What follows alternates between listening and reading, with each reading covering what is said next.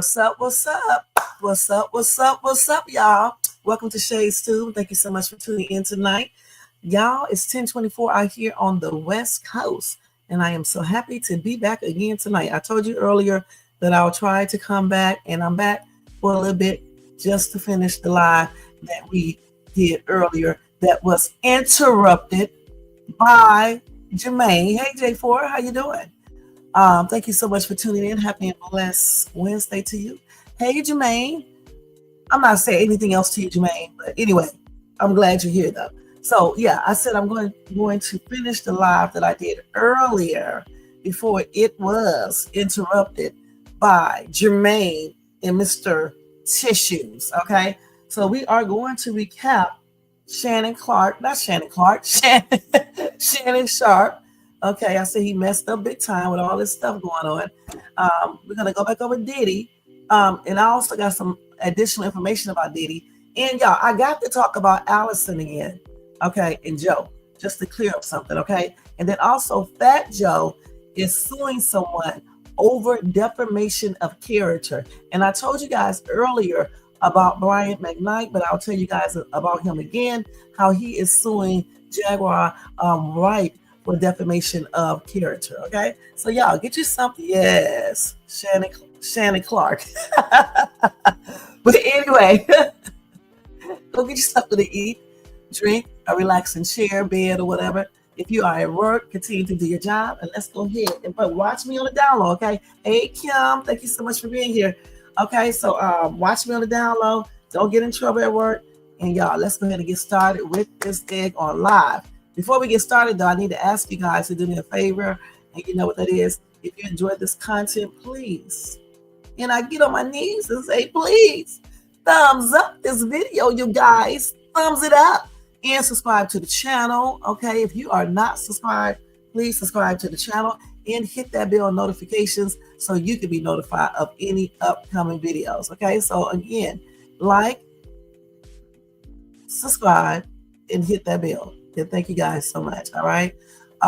Let's go ahead and do that copyright disclaimer under Section 107 of the Copyright Act of 1976. Allowance is made for fair use for purposes such as criticism, comment, news reporting, teaching, scholarship, education, and research.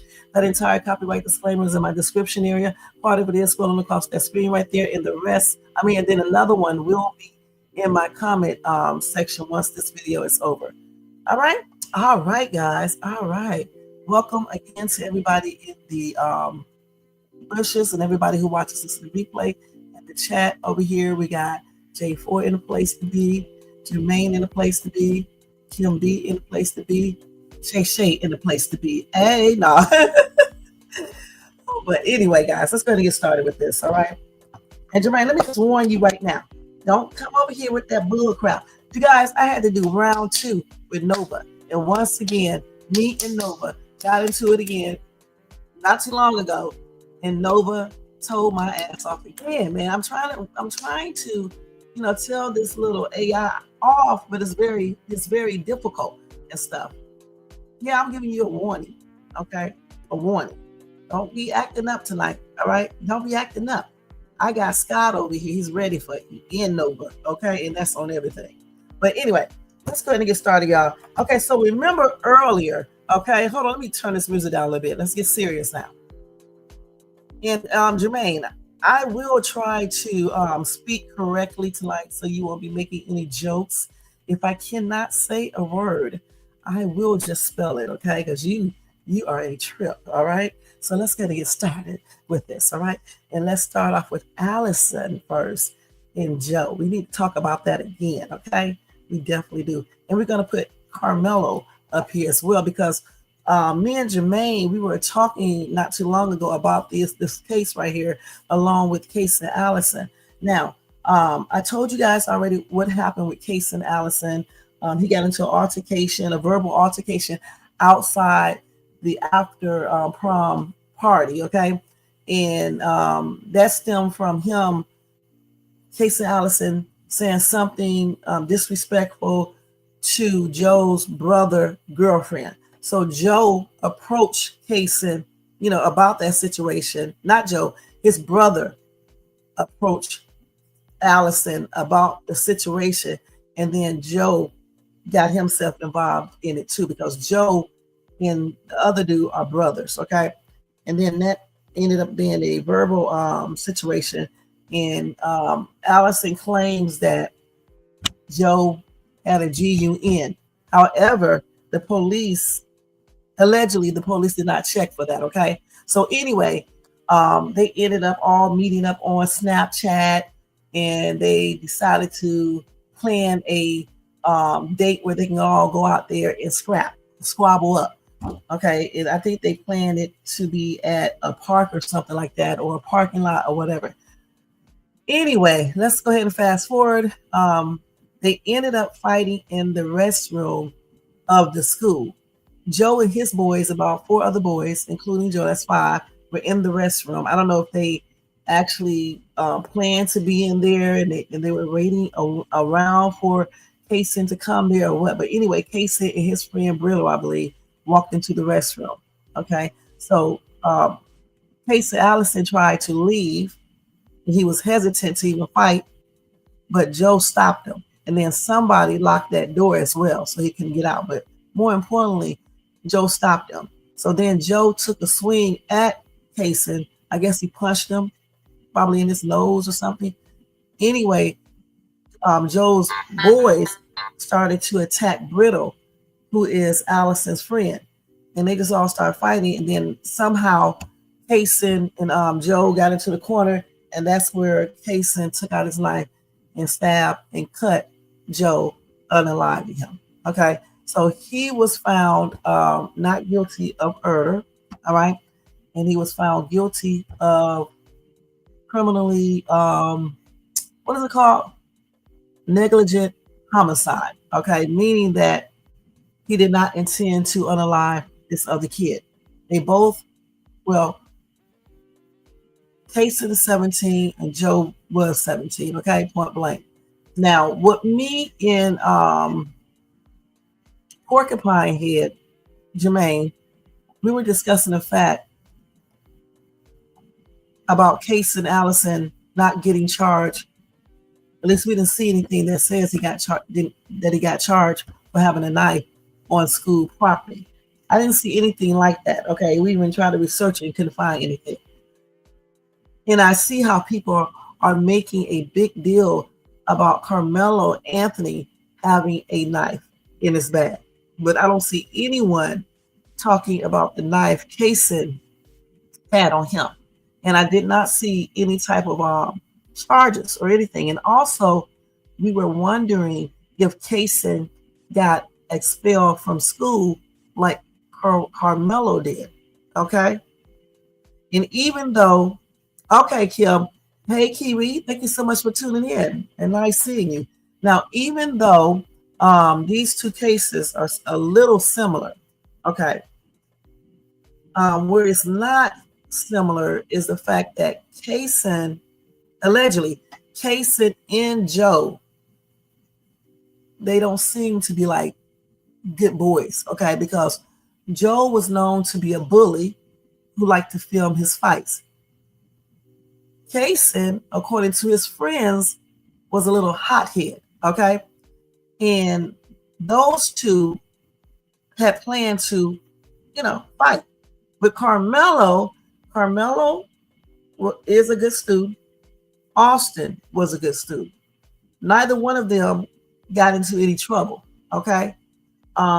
They both were on the football teams. I don't know if Austin was on the track team, but I know Carmelo was. And Carmelo was the captain of the football team and the track team. And plus, Carmelo worked 2 different jobs, okay? So those 2 right there are good kids, okay? And Kaysen and Joe, they seem like they good, but not that good. I don't want to call them bad kids. They just wasn't as good as these other 2 are, okay?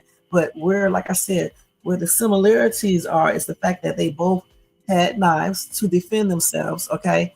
Somebody had threatened them. They were scared, okay? And I honestly believe that Carmelo was fearful as well, okay? I really do. Because the reason why I say this is because you got a big old 200-pound boy coming up to him, and his brother is there too, All right. And I don't know if his brother actually did anything, but according to another witness, the other witness says that both of the boys went over there and started fighting Carmelo. Now, like I said, I don't know if that's true or not because we haven't seen any evidence yet. But just say if they did, okay, if they did do exactly what this other witness was saying, okay, then to me that was definitely probably bring fear into his mind and believe that they are going to come over there and probably do something to threaten his life, and that's why he pulled out his weapon. And remember this, you guys, Carmelo warned Austin. He warned Austin. He told him, touch me and find out, punch me and find out. And yet, Austin continued to do whatever he was doing. He did not heed to that warning. All right? He did not heed to. He kept on doing whatever he was doing. And just if he did put his hands on him in a way that made, Carmelo fear for his life, I feel like he had every right to take out whatever he had to defend himself. You got two boys, possibly other students, trying to fight him and fighting him, punching him. And another thing, I still believe that either he was threatened or either they did punch him. Okay, because why would he say, punch me and find out? Or touch me and see?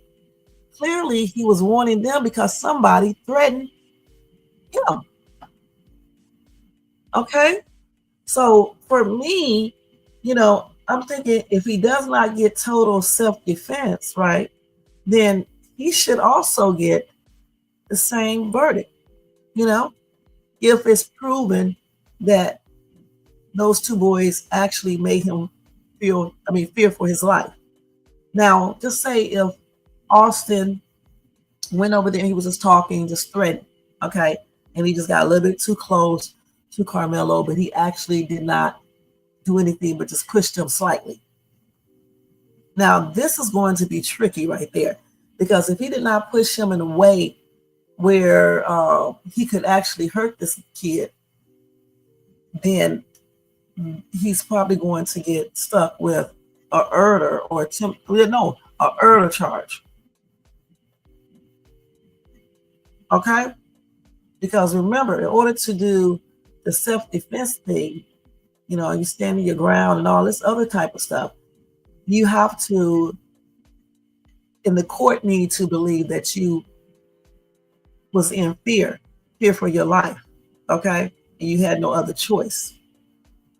We all know that those bleachers can be dangerous. So if Austin came over there and just say he pushed him very forcefully, I can understand why he would have went inside his bag and got a knife, because you don't know what else he's getting ready to do. And plus that one push can put you under. Okay.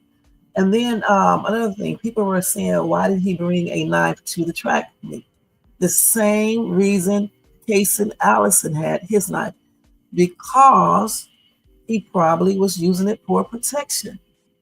And we don't know exactly what, Anthony could have encountered. Somebody could have been threatening him. Anything could have been going on where he thought he needed to carry a knife. He could have been looking at all the other cases where Black people get, hurt and unalive by other people, just because of the color of their skin or for whatever reason. Okay. But I really don't believe he intentionally tried to unalive this kid. After all, he did ask the police or the security, is he okay? Okay. And one of the first things he said is, it's not allegedly. I did it. It was self-defense. Okay. So he definitely believed that what he did, it was self-defense. Okay. So that makes me think that he was in fear for his life and things like that. I don't know what be going on with this phone. Okay. That's what that makes me think. Just like with Caysenallison, I really do believe that kid was scared, and he thought that Joe and his boys were going to unalive him. Just like Carmelo probably thought that those boys or that boy was going to seriously hurt or unalive him. Like we have seen so many cases like this. So many cases. But one thing that I do hope is that in those video recordings, because I'm sure they have them, I hope that it shows that. Because if it doesn't, you guys, then Carmelo Anthony is going to be looking at murder charges. Okay, point blank. Because you have to show, they have to see that you were really fearing that your life would be terminated or something even just as serious in order to claim self-defense, point blank. You know, that's why they gave Caysenallison an criminally negligent homicide, because even though he used that knife, he was not intending to unalive this kid, just like Carmelo Anthony. He wasn't intending to unalive this kid. He just wanted this kid to get off of him, okay, or whatever he was doing. He wanted him to not be able to, you know, unalive him or hurt him severely. So I think, you know, like I said, I think these two cases are similar somewhat, not completely, okay, because they are both, you know, dealing with children, 17-year-olds. They both were, you know, using knives. They both claimed self-defense. Both of them ran, except that the only difference is that Caysen ran home, okay? Carmelo just ran outside, you know, the fence, I guess, on the other side. I don't know where he ran to. And then Caysen threw his knife, I think, in the parking lot somewhere, if I'm not mistaken. Somewhere he threw it. And then Carmelo just threw his knife. I guess it fell over there he threw it over there by the bleachers or something like that. I'm not sure. And then Caysen ran home. And he got on the phone and was calling up someone, asking them to get him a ticket to go to Texas. You can tell he's a young kid. Good night, Kiwi. Thank you for stopping by, hun. You can tell they're both kids, because who in the heck calls their friend and say, "Get me a ticket to go to Texas," like they can't come to Texas to get you? That's crazy. That's crazy. You know? So what do you guys think? Do you guys think that Carmelo will end up getting the same verdict that Caysen got, since it is similar situation somewhat?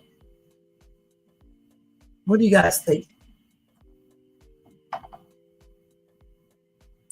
I'm waiting in for you guys' response, okay? Let me look up something real quick.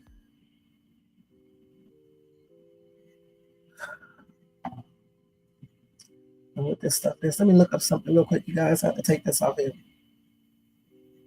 And then that's another thing too. I did not see any cases in the news, no headlines that basically, you know, said he was a murderer. And I'm talking about Caysen.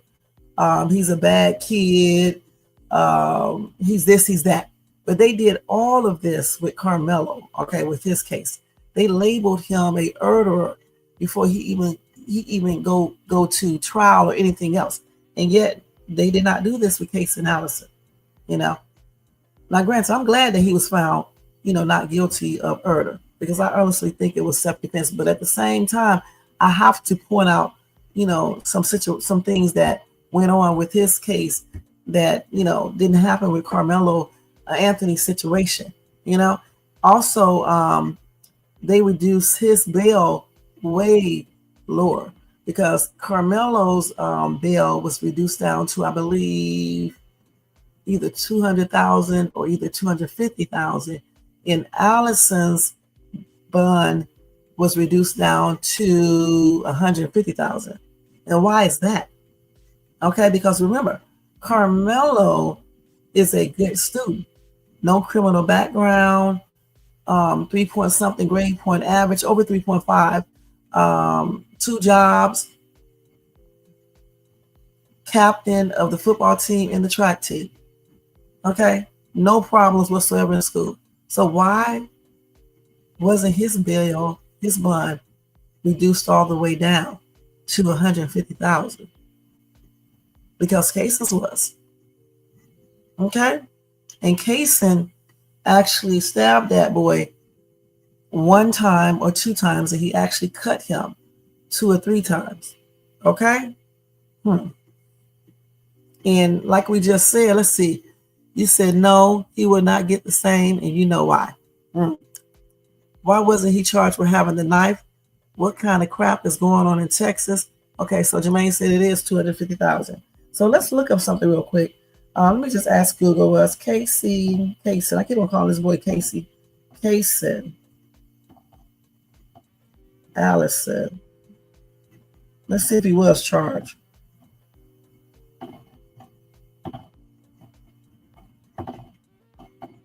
Let's see.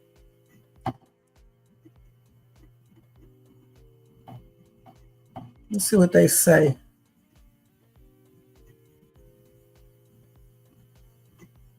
And let me tell you something. See, this is the part I left out earlier. I didn't know this happened. So listen, Kaysen also warned those boys. Okay. I don't know why people don't listen. Now, I'm just not seeing this. Let me read this real quick.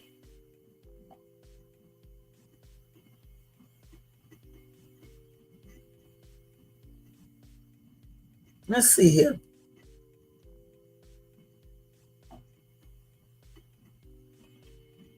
Hold on. Let's see what they were talking about right here. Let's see here. Hold on.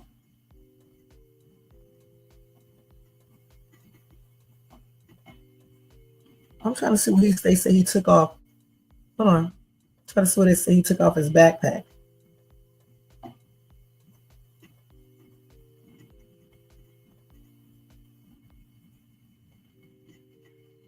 Damn. The first stab that Kaysen did is the one that unalived him, okay? They said because the knife caused damage to Joe's left lung, heart, and injury to his coronary arteries,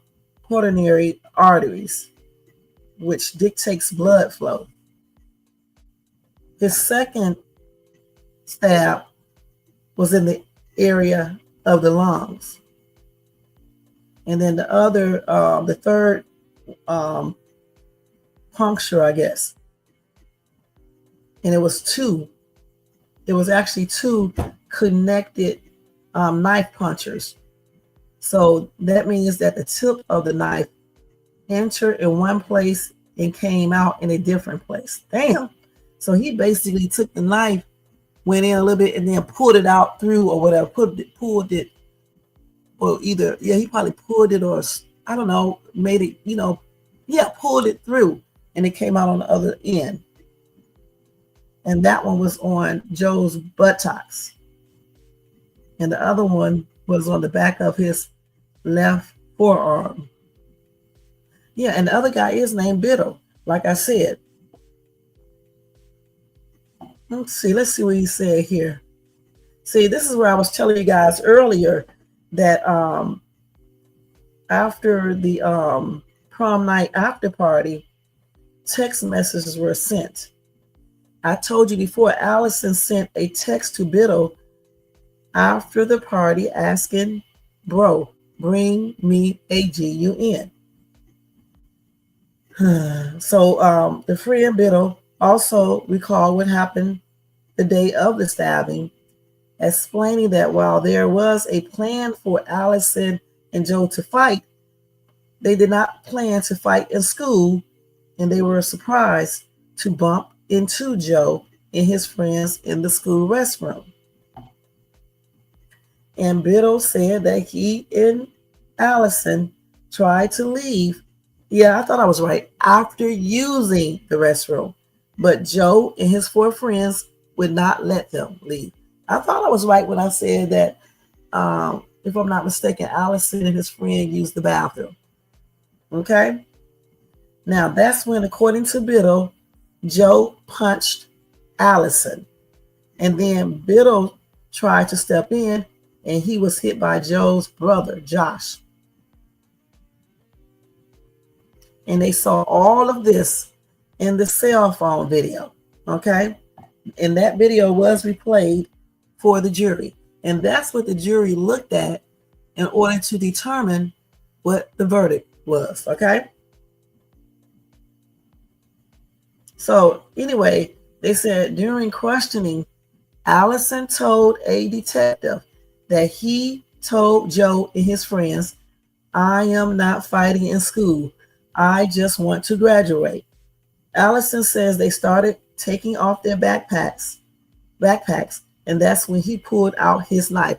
So when I don't know if when he said they started taking off their backpacks, I don't know if he's talking about Joe or him in Berto. I'm thinking he's talking about Joe and his friends started taking off their backpacks. And so that's when Allison pulled out his knife and he warned them, "Don't touch me or I'm going to stab you."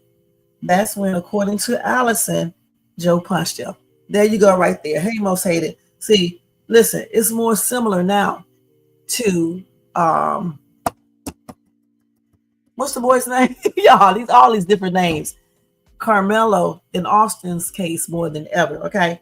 Because he also, I didn't even see this before, he also told them when he pulled his knife out, after they took their backpacks and put them down, he said, "Don't touch me or I am going to stab you."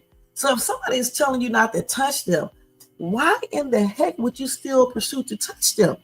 So that's when Joe punched Allison. So this is why this kid got the negligent homicide. Now, Madison, who is Joe's ex-girlfriend and a close friend of Allison's, testified that Allison made threats against Joe to her before the stabbing. Okay, she told the jury that Allison warned her that he wanted Joe on life support, wanted to stump his head in, wanted his jaw dangling from his face, and wanted him in the hospital. That's what Allison said to Madison Barnes, okay? And I told you all about that the other day. Because remember, these two boys were mad. They were arguing, they was getting into a conflict with each other. All right. So they both were, making threats back and forth to one another. That's why they planned to fight it out, at the park or the parking lot on a certain day, which they never did it because the fight happened in the school bathroom. So that was new about him telling them that he would stab them, don't touch him, or whatever the case is. He gave them a warning, and the boys still came up there and punched him and stuff. So now I really see why they did, gave him the charge that they gave, the verdict that they gave him, because honestly, Joe should have never threw the first punch.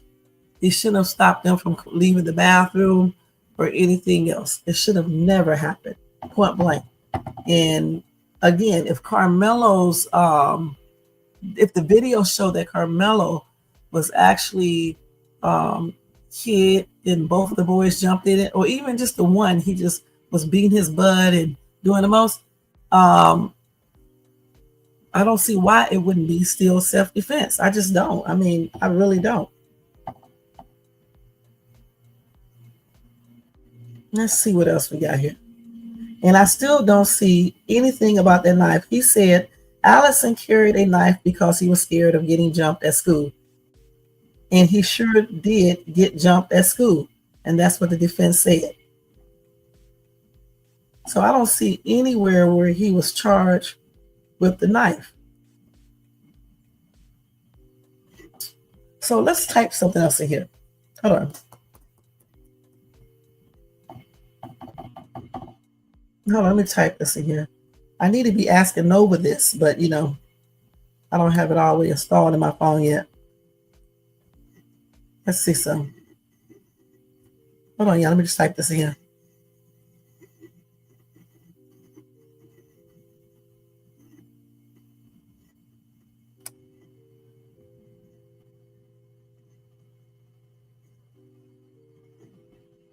Let's see.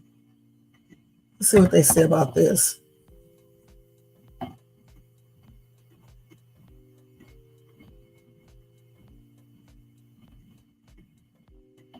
hold on, let's see what they said and think about this. A lot of people are just saying Allison case is so similar to the Carmelo Anthony case, yet the public's sentiment is definitely different. Let's see here, and it is similar. It's not 100% the same, but it is similar, especially with the part. Hold on, especially the part where they both want the people. Let me see what this guy is talking about. Part of the highly anticipated trial for. Wait a minute, hold on. Caysenallison. 1 minute. How come we're just talking about karmeloanthony? Part of the highly anticipated trial for Caysenallison, who is charged with murder in the stabbing of Joe Ramirez at Belton High School back in May of 2022. News 10's Isabella Quintanilla was in the courtroom all day today. She joins us now outside the Bell County Justice Center with more from the first day of the trial. Isabella. Yes, that's right, Lauren and Gordon. The 156th District Court was packed today with families, friends, witnesses, and others, all who have been waiting nearly 3 years to learn the fate of now 21-year-old Caysenallison. It's been about 3 years. And I'm not just finding about this, right? Yep, it was concealed. But I hope y'all keep the same energy. I hope y'all keep, this was in a school. Yeah. He did the same thing. Yeah. But let's see what happens, right? Because y'all didn't want to compare it to Kyle Rittenhouse, right? Look up this case. How come we're not talking about Caysenallison? A similar case. That's what I just said. Talking about karmeloanthony. A similar case. Knives were used. They both were 17 years old. You know, they both want, you know, the perpetrators and everything, and then they had to use their knives to, you know, defend themselves. But the only difference is that Caysen, I don't see one crazy headline for him, okay? But I saw a lot for Carmelo, okay? I don't see people doing DEATH threats, you know, to his family, but they did it to Carmelo. I don't see no racist situation going on, but they're doing it to Carmelo. Okay, so I mean, you guys say we all say let's not focus on racism, but it's clearly evident that this is happening. Okay, and if they go to trial, which I'm pretty sure they will. So when they go to trial, let's see if race continues to be a factor in this, because honestly, you know, if that video shows what I think it may show, I don't understand why he wouldn't get the same verdict as Caysenallison. I just don't. You know what I'm saying? I just don't see it. Let's see what some of these people are saying in the comment section. Probably, well, nobody really said nothing seriously though. Okay, let's see what else we got here.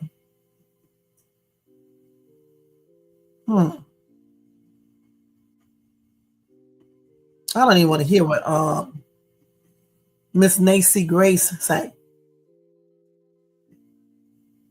Of course, she's going to say Carmelo was in a tent that wasn't his, that he could have clearly walked out of.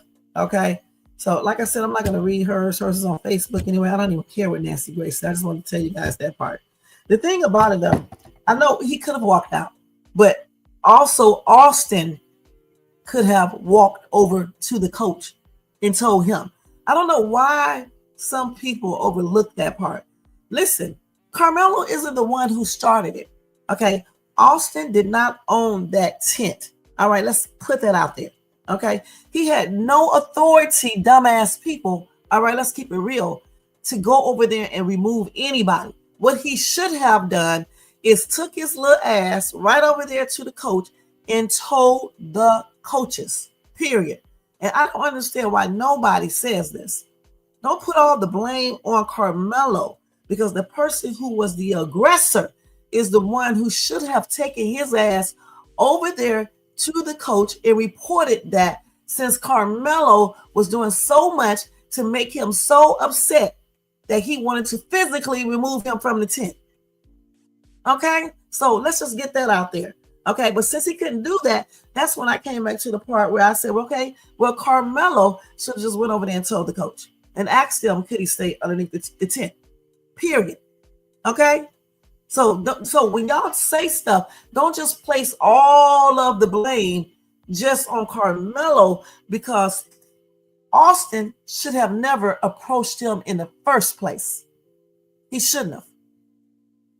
And then if he felt the need to say something, even if he would have told him, ask him, why is he over here? You're not supposed to be here. Once Carmelo did not agree with him, regarding leaving, that's when Austin should have taken his ass over to the coaches and reported this guy underneath our tent. And then the coaches would have came over there, either made him leave or told him he could stay and stop all of them from, getting into an argument. But nobody has sense enough to do anything like this. And some of these people who are watching all of this play out, they don't have any sense either, because they're just basically looking at race, and nothing more. Right is right. Austin should have never approached this kid, but say, because they are kids, he did. Once Carmelo objected to leaving, that's when Austin should have just walked over there with his boys and his brother and told the coaches.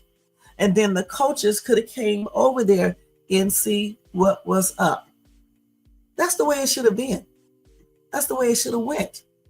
There's no other excuses that should be used. Everybody keep on focusing on Carmelo when he was not the aggressor. Because I guarantee you, if it was the other way around, we would not be talking about this case. Let's keep it real. And Austin would have never been incarcerated that long. And his bond would have been reduced all the way down to $150,000. Because Carmelo's attorney asked for the bond to be reduced down to $150,000, and yet the judge reduced it to just $250,000. But Caysenallison's bond was reduced down to $150,000, and he stabbed that boy a bunch of times. Okay, and they were beefing with one another and threatening each other. Okay, so how is this right, you guys? How?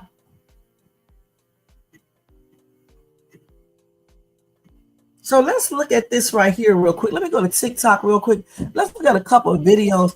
And I think this other guy is full of shit if this is the same dude. Let me see what he's saying so I can go off on his ass. Let's see here. Let me see if I can pull it up. I don't know if this is this guy. Now I'm getting ready to see.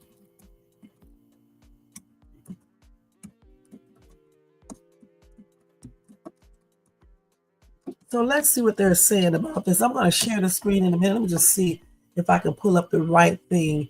So they did this 16 hours ago. Okay, let's look at this one right here first.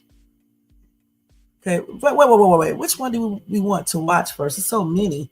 Let me see. I don't know which one I want to watch first. Let's look at this. Let me go ahead and split this screen and stuff. Let's see. We're going to watch this, guys. Let me turn this music down. Did I tell you, hey, most hated? How you doing, hon? Thank you so much for tuning in. All right. You see, I feel like Austin wanted the confrontation. He did. That's why his ass did what he did. Okay. Right. And right. Joe's family did not get invited to a Fox News interview because Joe is, I believe, Hispanic, right? Yeah, I think so. Fox News, you know what they be trying to do. Let's keep it real. I don't want to say, but y'all know you can read between the lines what I'm trying to say. You know what I'm saying? Let's keep it real. It's about the race, y'all, in case you just don't know that. All right, let's go ahead and share screen. We're going to look at this real quick.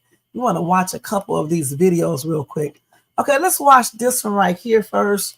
See what she's talking about. Okay, so several of you have asked me to talk about Caysenallison, which was not a case I was aware of until it was brought up several times in the comments on the posts I've made about Carmelo Anthony. Did y'all hear that? And just doing a little look into this case, I understand why it was brought up, and this was primarily in the context of discussing whether or not the bond reduction that Carmelo received was fair or reasonable, go in either direction. So honestly, it's hard to get a full grasp of what the facts are here, given that there's just a lot of media on this. The trial has started. There's various reporting related to the trial, and it seems like this is a pretty nasty back and forth that's going on between the prosecutor and the defense during this trial. But ultimately, the reason that it's relevant here is because this is a alleged incident that occurred on a school involving one party who had a weapon and the person who was deceased did not. So for purposes of the bond analysis here, I was able to look at the Bell County records on this case because I've seen stuff, but I kind of want to verify what I can on my own.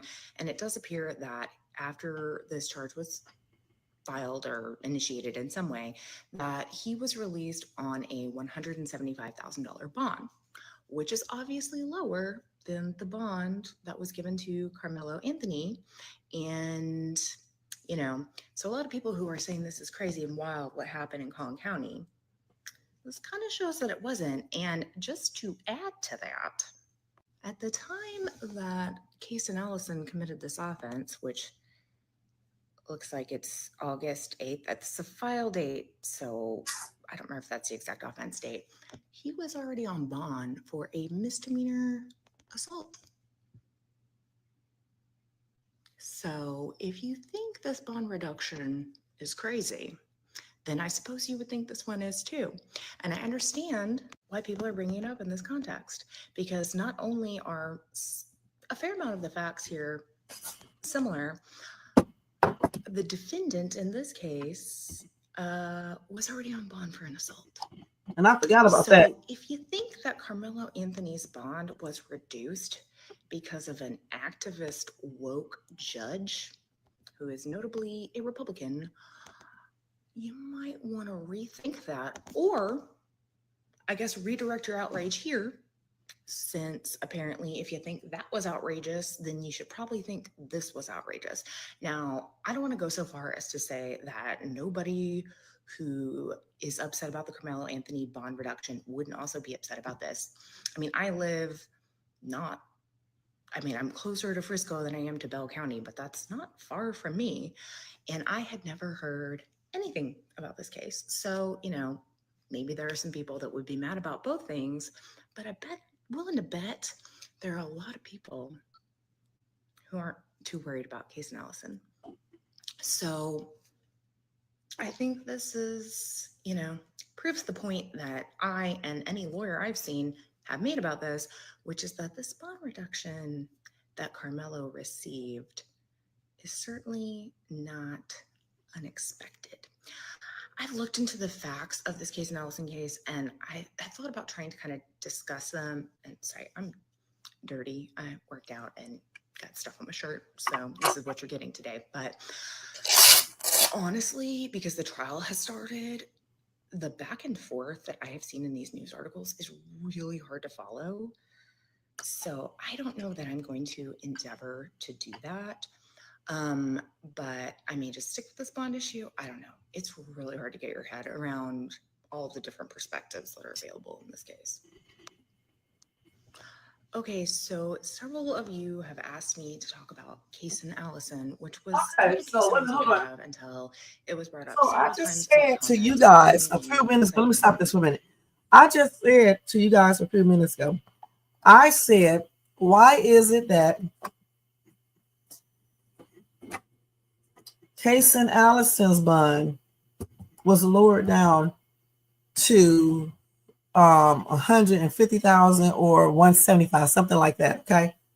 But yet Carmelo Anthony's bond was just reduced down, was reduced down to only 250,000. And mind you, his lawyers asked for it to be reduced down to 150,000. Okay. Anthony was never in trouble. He has a clean criminal record and everything. So why was his bond reduced to $250 when this kid right here bond was lower and he was in trouble for assault, and he's a hothead, and he was engaging in back and forth with this kid? Okay, so remember I brought that up, and then I said I don't know why they are harassing this judge, because this judge really didn't do a favor.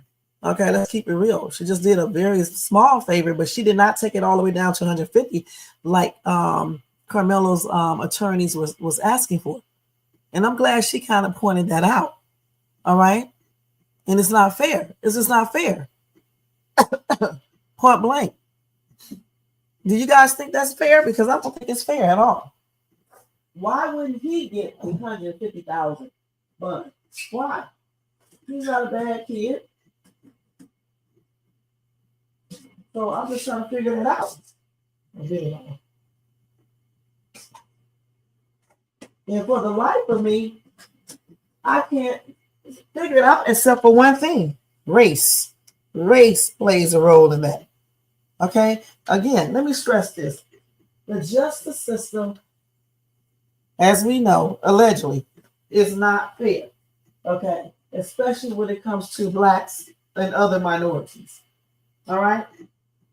So even if they see in the video that Austin was the aggressor, which he is, and he did all types of stuff to Carmelo that made Carmelo feel that his life would be threatened, I don't still know if they are going to give him the same verdict. I mean, they should, but I'm not sure, you guys, because as we can see, look at the bonds. Two similar things, except this kid here, has a little criminal stuff going on with the assault charge. And I forgot all about that, where I think he assaulted one of his family members. All right. And he's a hothead.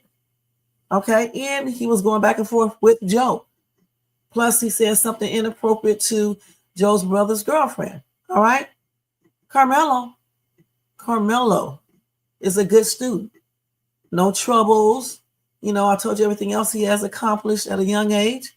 Worked 2 jobs, 3.7 grade point average. So why was no flight risk or anything else? Okay. No risk to the public. So why was his bond $1 million? That's the first thing. And then why did they reduce it down to just 250 when they reduced his all the way down to 150? Why is that? And I don't know why they went after the judge, because the judge, she reduced it, but she didn't reduce it to what they asked for, 150. She reduced it to 250.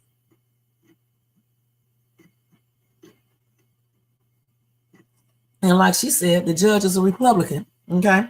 The black judge is a Republican, okay? So people just be doing stuff, just looking at race. This is why I don't understand why some black people get up on social media doing the most and putting down black people when racist people do not give a damn about what you're talking about. Okay? If your ass was outside and some of these racist people saw you and they were looking for a victim, they do not care if you are down with them. Okay? They will still grab your ass, attach you to the back of their car, and drag your ass through the damn street like you are a piece of trash, because they racist. They do not care. Okay, so for you guys to sit up here and put your race down, it is plainly ridiculous. If you think that Carmelo did a murder, you should not start making it, you should not be putting down your race as a whole. Okay, you shouldn't be doing that. You don't see them doing that. I didn't see nobody putting down the whole white race because of what this kid did. Let's keep it real. So why don't some of you black people do the same thing? I have seen so many videos. One video saying he's aggressive. Black people are aggressive. All black people are not aggressive. Let's keep that real. Okay. And you have aggressive people in every race. All right. I can show you many crimes right on my phone right now that people of our race have committed, and they are aggressive. Okay. So anybody can be aggressive. But for some black person to get up here to try to fit in and be right for a certain race and stuff and put down their own race to, when doing it. It is completely crazy. Why would you do that? Kim said, we know why this is happening. We live in a world that privileged people can get away with anything, no matter what they have done. This is how the law goes now. And I agree, I mean, we are walking around happy that Carmelo got a $250,000 bond when this kid right here got 150. Hey, y'all, that's the first thing I noticed. I said that from the beginning. I was like, why did he get $150,000 bond? And Carmelo got a $250,000 bond. And it's basically almost similar situations. And then I said, why aren't people talking about this case and calling him names and doing the same thing that they did and that they are doing to Carmelo Anthony and his family? Okay. It's crazy. Let's go ahead and watch this other video real quick, okay? Okay, let's go back over here. Let's stop this one and go to this one right here. When it comes to the so-called justice system in America, the hypocrisy is so thick you could cut it with a knife. Or better yet, bring that knife to a school event and still walk away with a slap on the wrist. Let's talk about it. Caysenallison walks into a high school carrying a weapon, a knife, something he chose to bring. He follows another student, Joe Ramirez Jr., into a bathroom, confronts him, and ends his life. And what does the court system, the great defender of justice, do? They drop the murder charge. They call it criminally negligent homicide, a lesser charge. 2 years max, a fine, a pat on the back. And the court, the public, silent, shrugging. No pearl clutching over why a teenager brought a deadly weapon into a school. No endless media narratives calling him a thug, a monster, or a premeditated murderer.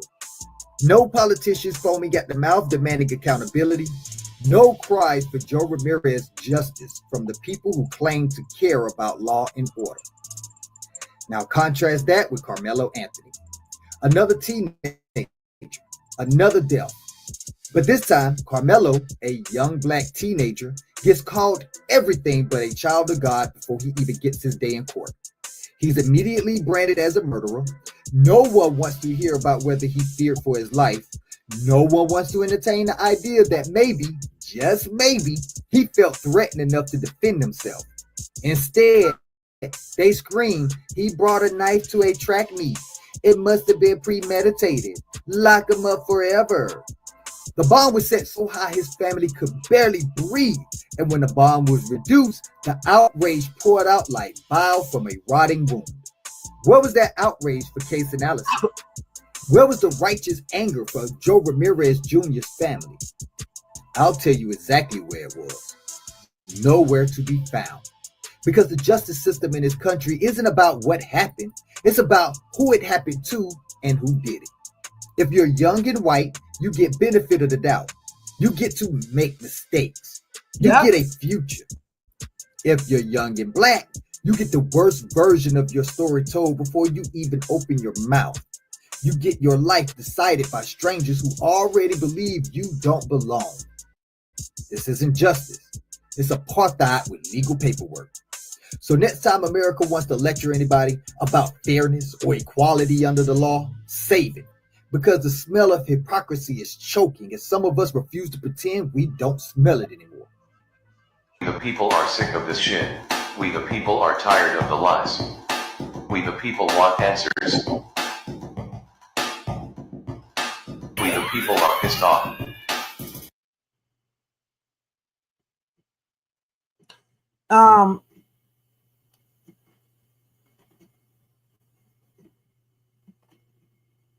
Let's see what some people are saying.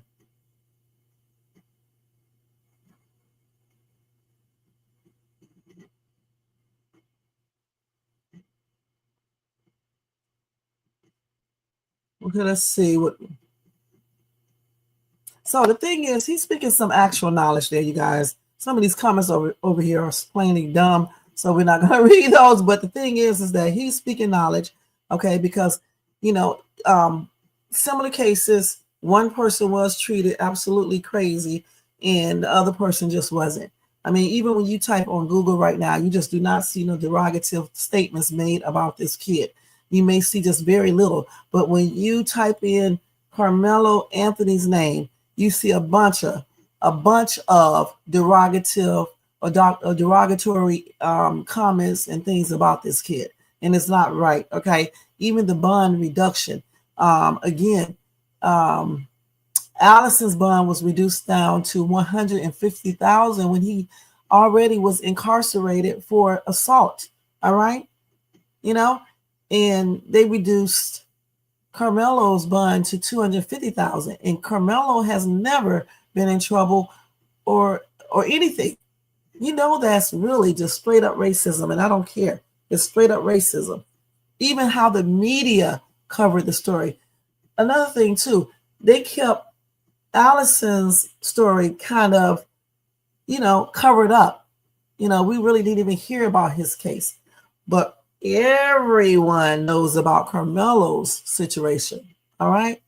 And they're making Carmelo look like this savage beast who just basically brought a knife to attract me to stab and unalive Austin, and Austin didn't do a damn thing.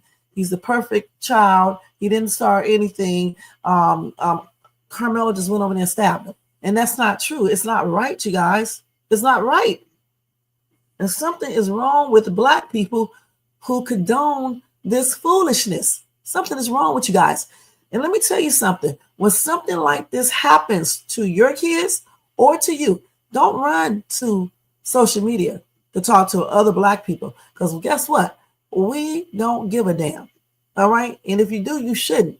All right. Because the one thing some of you Black people need to stop doing, stop tearing down all Black people because one Black person did something you may not agree with. You're doing the same thing that racist white people do. Okay. Point blank. You're no better than them.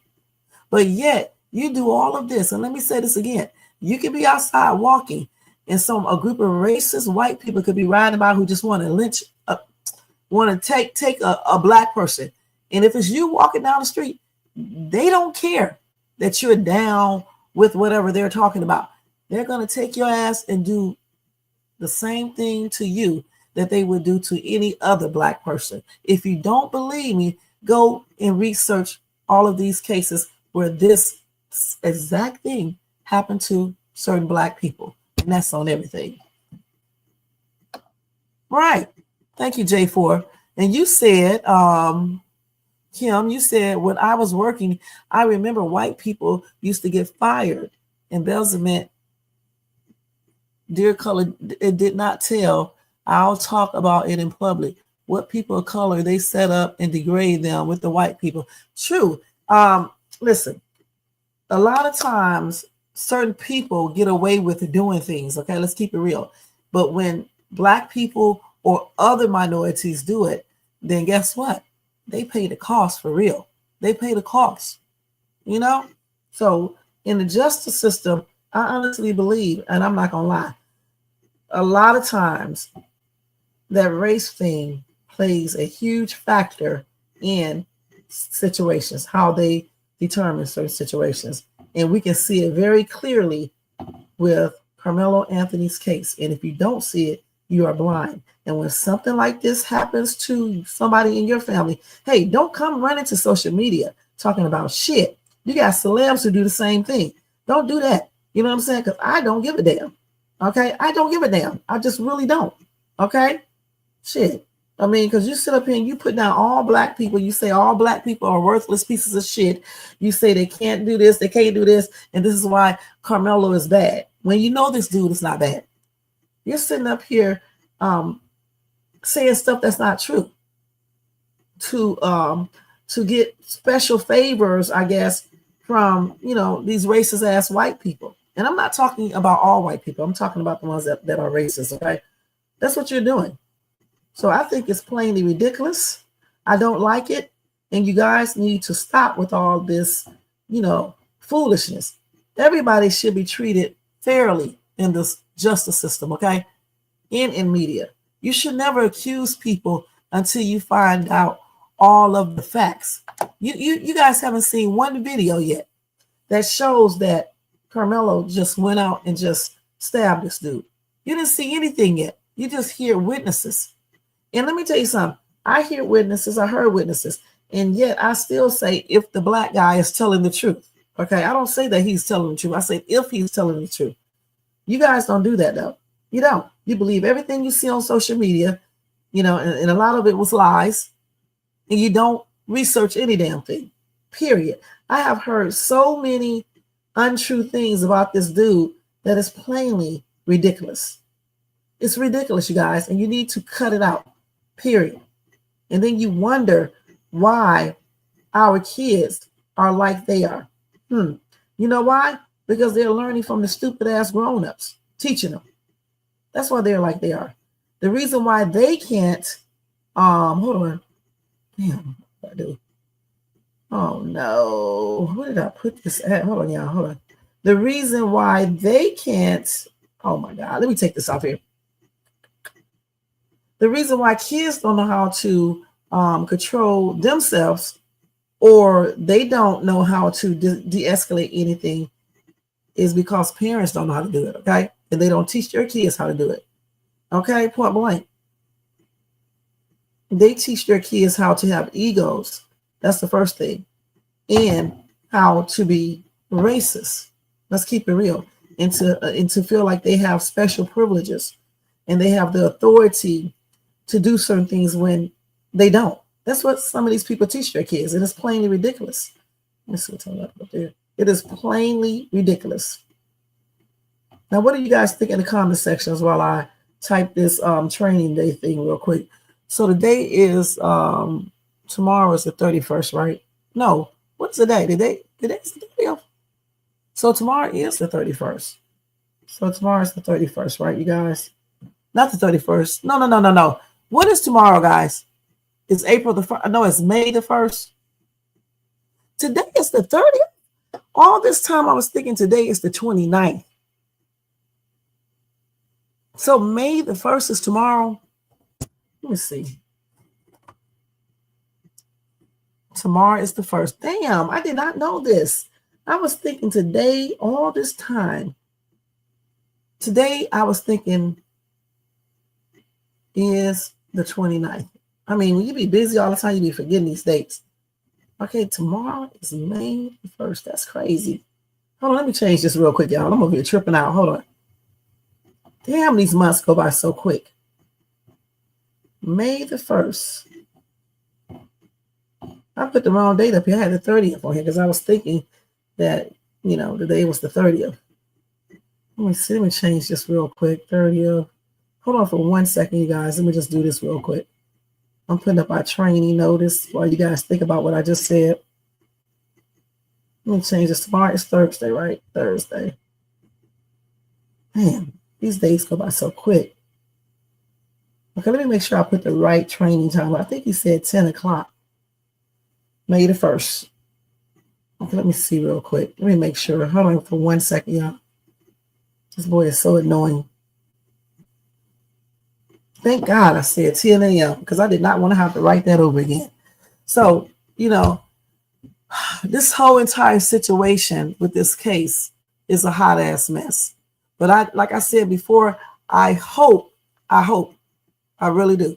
I hope those videos show exactly what that dude, the witness, said.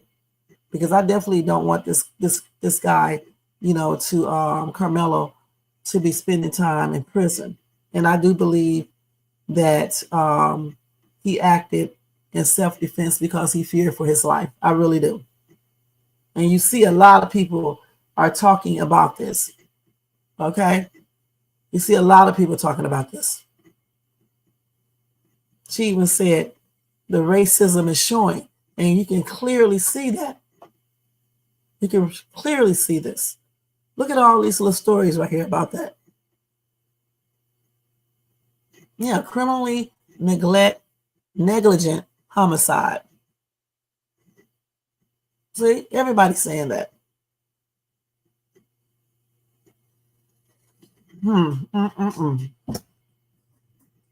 Then hopefully it means that he will be found not guilty since it's similar crimes.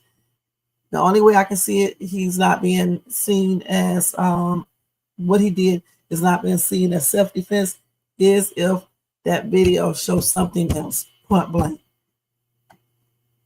But I still want to know, why Allison did not get any knife charges, because he had that knife on school property.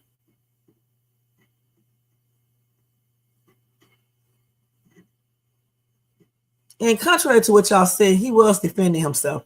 You know, I'm not going to go back against that. Okay, I'm just not going to go back against that. That's not the argument.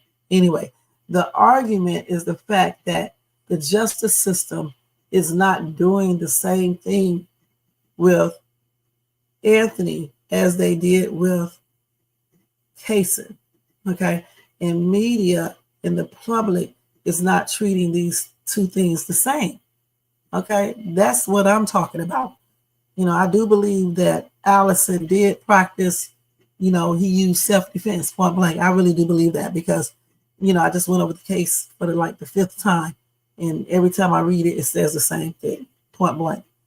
I'm talking about the point, you know, I'm talking about the fact that, you know, they treat these two similar cases so differently in the media, in the public is as well.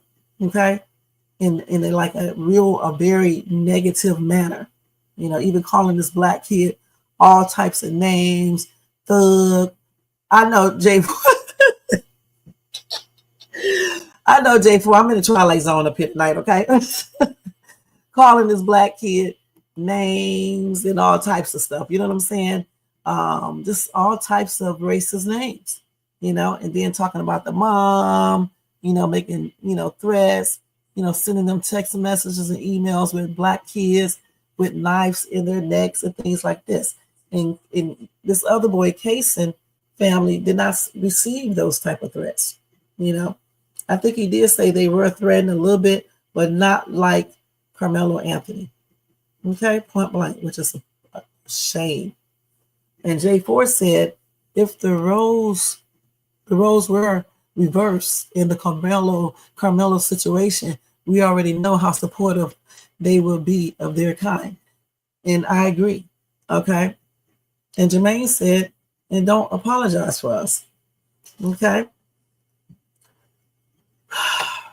Listen, we don't wish that nobody gets unalive. Okay, let's keep it real, especially kids. All right. But at the same time, we want everybody to be fair. Okay. And that's what we're talking about. J4, that's a nice looking picture of you, hon. In your profile. You're looking like you're older right there, hon. You're looking like a grown man. Now, I'm just all right. So, all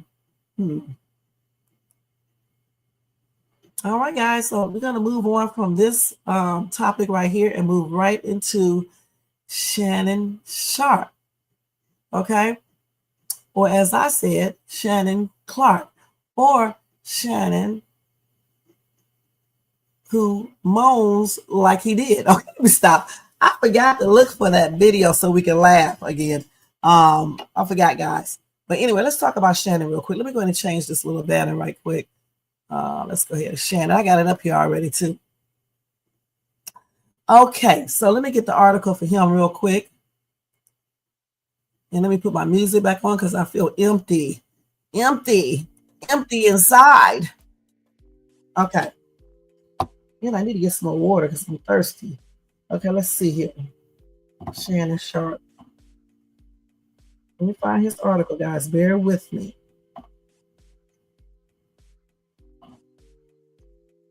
Before we start with Shannon, I just want to show you how the media always, like, it was one person, I can't believe, wait a minute, you remember Jessica, when Jessica came over here, her mom, okay, she said that all Black people do is steal, commit crimes, and blase. So I was telling her a lot of my I was telling her that, yeah, some black people do commit crimes, but so does other race of people. And I was telling her on my phone, not only do I have crimes committed by blacks and other race, I also have a lot of crimes committed by white people. So she said that black people do nothing but steal. So I just want to show you guys a prime example of some white people who do the same thing that black people and other race of people do. Here is one story in particular before we go into Shannon. All right, let me show you. Let me take this. Let me stop sharing. Okay, so one story in particular is this one right here. You got 4 men who are wanted by the FBI. Guess what they are wanted for? I just want y'all to guess and tell me what y'all think they are wanted for. Because, see, the media and people on social media who are racist, especially racist people, they want you to think that black people and Latino people are the only ones that steal. That's what they want you to think. And some black people even think this, because if you listen to some of these weirdos talk online, when they talk about Carmelo Anthony, they say stupid stuff like this. It's like they overlook all the other race of people who commit crime, okay? Like stealing. Hold on. And I had to get some water, you guys. All right. So in this article here, I don't know if all of these people right here are white or what, but these 4 men, let me show you.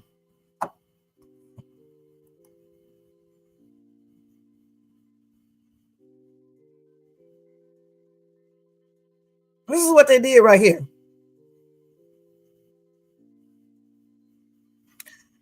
These 4 stole over $200,000 in EBT funds. All right? You know, the food stamp stuff. Okay? And y'all got the nerve to sit up here and don't say this is just one case, because I'm telling you the truth. I got a lot of cases on my phone, and it involves people of all race, not just black, but white, Hispanic, and all types of people. So for you guys to sit up here and say, ooh, black people commit all these crimes, black people are nothing but thugs and thieves, and just make up all types of weirdness, it is just plain ridiculous when you have many different people committing crimes. And like I said, all of these people here are not straight up white. I think they're foreign or whatever the case is. This last guy on the end, I don't know if he's completely white or not, but I just know one thing: none of these people right here are black. Okay, they're not black. They're not black. The one on the end, he looks like he's straight up some type of white person. I don't know for sure. The other 3, the first 2 look like they're definitely foreign and stuff. But the thing is this right here. All I'm saying is that any race of person could do a crime. All right. And just because you guys think certain statistics show a certain number, it doesn't mean that that's entirely true. And then I even researched it anyway. It did not even say what this lady was saying. All right. Because what she said is, she said that, I'm trying to think what she said. She said that black people unalive white people more than anything. And that was just a straight up lie, because I looked it up. And like I said, statistics don't show everything 100% truthfully, but it does go around, the ballpark somewhat. It's not 100% though, because everybody is not, included, and they may be exaggerating some of the things, but for overall, it's probably close. You know what I'm saying? And in those numbers, basically, if I remember this correctly, was like, let me think. There are more white people unaliving each other and blacks are unaligned with them. Okay, that's what it said. Okay, I did have a screenshot, but I don't know if I still do. Now, these four right here used small scheming devices and cameras to intercept data and PIN numbers from the victim's EBT cards. They installed scheming devices on point of sale terminals in California to access EBT cards funds unlawfully. And like I said, this guy on the end, I cannot tell 100%, but he looks like he is completely white. I can't tell for sure. Okay, but I know these other two on the left side, especially the other one, he looks definitely foreign. But the thing is though, they're not black. Okay, they're not black. So we do know some black people commit crimes, but so does other race of people. And for that lady to sit here on my panel or in my chat and say all of that weird shit was plainly ridiculous. And I told her that day. As a matter of fact, on that day, I think I went through my phone and showed her different cases that involve, white people doing stuff, point blank. Yeah, the last guy is straight up white. The other ones are this one person look like he's Italian, I think, or some other, and the other one, Osmond, he's foreign. I mean, the other one is too, but I don't know. He's Osmond. What kind of name is that? Arabic or something? I don't know.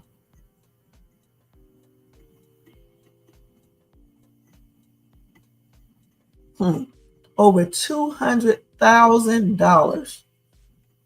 So they charged with bank fraud and aggravated identity theft.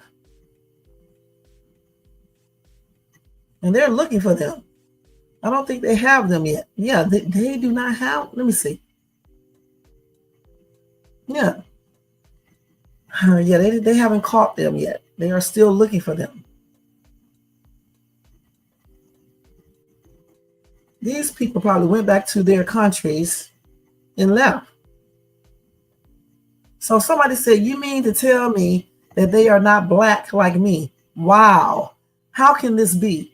We take the rap for everything. Obama did it. Gail did it. Stevie did it. Wow. For once, we are innocent. Lord, it is raining men. And then somebody laughed. And see, people are talking about that because we know that's a known fact. That every time, crimes happen, they assume it's black people, or even if a crime didn't happen, they always say it's all blacks that are doing these crimes, when in reality, it's not. Okay? It's just not. And it's crazy. Yeah, I was sitting in this chair. Did I have this behind me? Well, y'all trying to figure out how did I have this pillow? I think I had it like this. Okay. Now I feel like I'm shorter or something.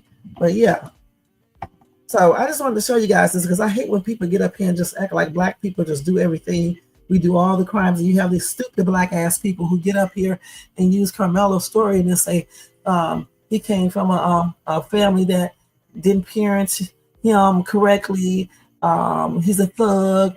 He probably been out here doing the most, like all black people and things like that. It's just plainly crazy. They've been saying a lot of weird stuff. Okay, El Salvador. Okay.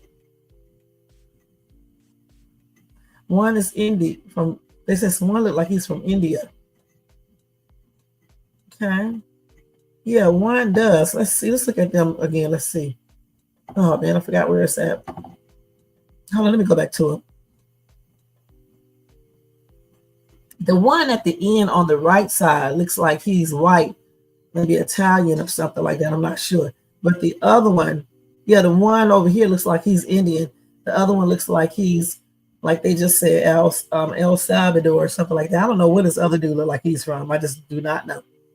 Okay, only one looks like he could be like American. I'm not sure. Or Italian or something like that. But I know one damn thing, they are not black. Okay? So let's see what y'all said. Yeah, that's what they are. You're welcome, J4. You're right. You do like what?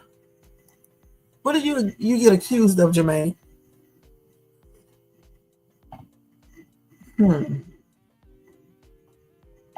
So let's go ahead and go to Shannon Sharpe now. I just wanted you guys to see that. So Shannon, as we already know, Jane Doe, number one, filed a civil lawsuit on Shannon Sharpe, accusing him of doing some weird stuff. We already looked at the Texas. We heard his moaning, sounding like a damn animal or somebody. It sounded like he was about to have a heart attack. I don't know what's going on right there. We heard that. We also read some more ridiculous texts. And we did see a couple of little pictures, with the text messages that I showed y'all. I think that was yesterday. All right. And then we heard from his ex-woman, Michelle. All right. Now, yesterday, when I was reading everything, because I read additional text messages that I didn't see before, and at least I came to the conclusion that Jane Doe, aka Gabby, was probably pissed at Shannon because Shannon cheated, allegedly, on her. And when she found out, she did not like it. In the text messages that we read the other day, she was asking him to apologize again. And he was like, he had already did that before. He's not doing it again. And he was like, stop acting childish. But she wanted him to apologize again. And I honestly believe that I don't think that it was just the money. I just don't. Because the reason why I say this is because allegedly he offered her $10 million, right? And she turned it down. Okay? She turned it down. If she was just so money hungry, I think she just would have taken that 10 million, because 10 million is a lot of money. Okay? But she didn't. Okay? Because I think she wanted to put all the information out just to hurt him because of what he did, because he cheated. Because listen, this girl said they were dating for 2 years. I think somewhere in her mind, she was thinking that this dude was only seeing her in that he was serious with her. Because if she wasn't thinking this, why did she get mad that he cheated and he had that audio out for the world to hear back last year? So I was just sitting here saying to myself, and I said to Jermaine, do you think this girl is doing all of this because she's pissed at Shannon Sharpe? And that's the only reason?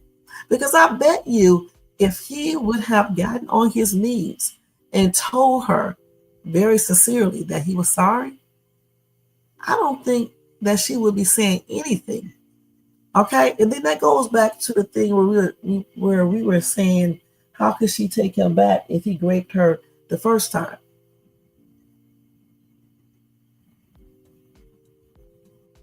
Because have you guys ever thought that maybe, okay, we already know they probably was doing role playing, right? But just say, what if they was doing the other role playing? You know what I'm talking about, the great role playing that some people like to do. Just say if they was doing this, and normally when she says stop, it doesn't really mean stop, and he continues to do what he's doing because they are doing a fake great. So who's to say this wasn't happening then? And that's the reason why, that could be the reason why she did not say anything before and she took him back. Okay, I don't know, I'm just guessing. And the only reason why she is speaking out now and saying all this stuff is because she may be still mad at him for cheating. And she's trying to get him back and hurt his career and hurt him. because of what he did. Because remember, she was basically talking about her future. She said in that text message that she wanted a baby, a big black baby, and all this other weird stuff. And she was saying that you are going, if you give me a baby or something like that, I will be in your life forever. You're stuck with me forever. And I don't think Shannon was looking at her like that. I just really don't.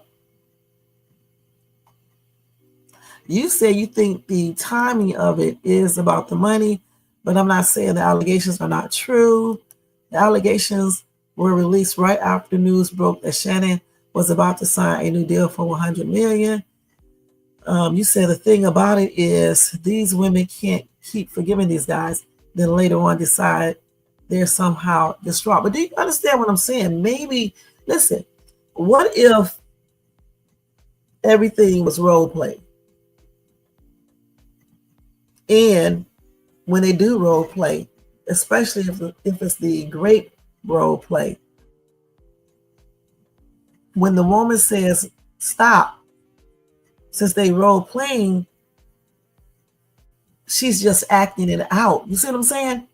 And so he's going to continue to do the other things because he's pretending to grape her.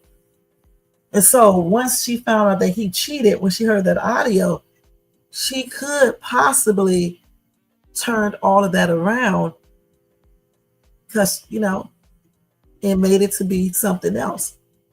And that's why she kept the text messages and everything else. I don't know if that's how it happened. I'm just thinking, because when I read those text messages yesterday, I started thinking about that because I was like, listen to what this girl is saying.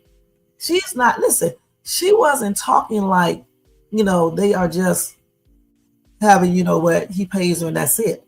It sounds like that they were in some type of relationship as well, but they got into kinky stuff because she was talking about a baby and he's going to be stuck with her forever and things like that. If you are just doing like paying somebody for XES, you're not talking about being stuck with them forever. She didn't just say, give me a baby and just give me the money. No, she said, you are going to be stuck with me forever. And I thought she mentioned getting married, if I'm not mistaken. I can't remember.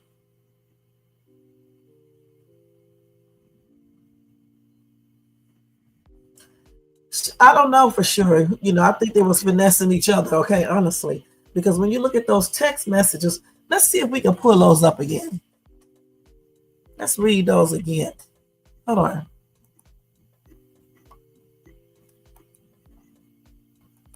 Let's see.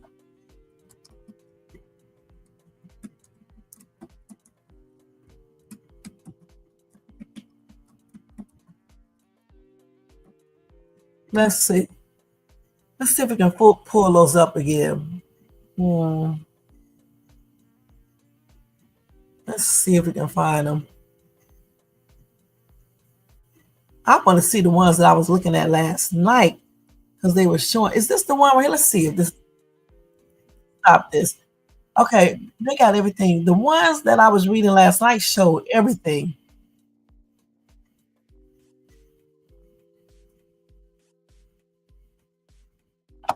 Let me see. I want to find the ones that I was looking at yesterday. Hey, brother.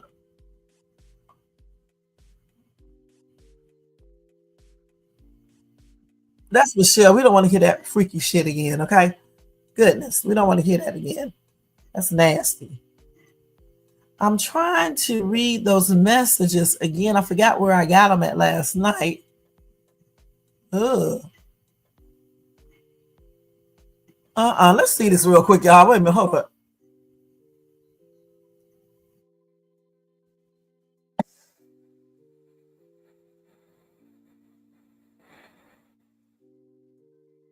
Why? I don't understand this. For real. Goodness. Let's see. Is this it right here? I know we can probably barely read his. Let's see if we can read his. Let's see.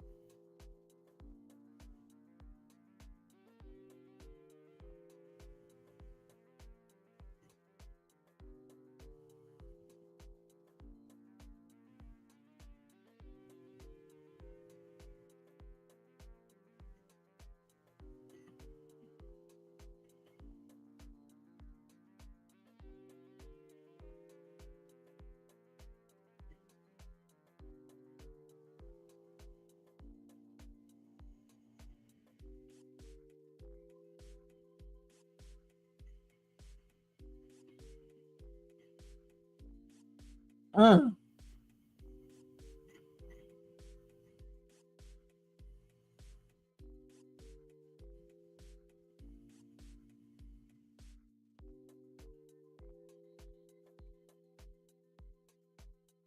Yes, listen, she may have been playing that out.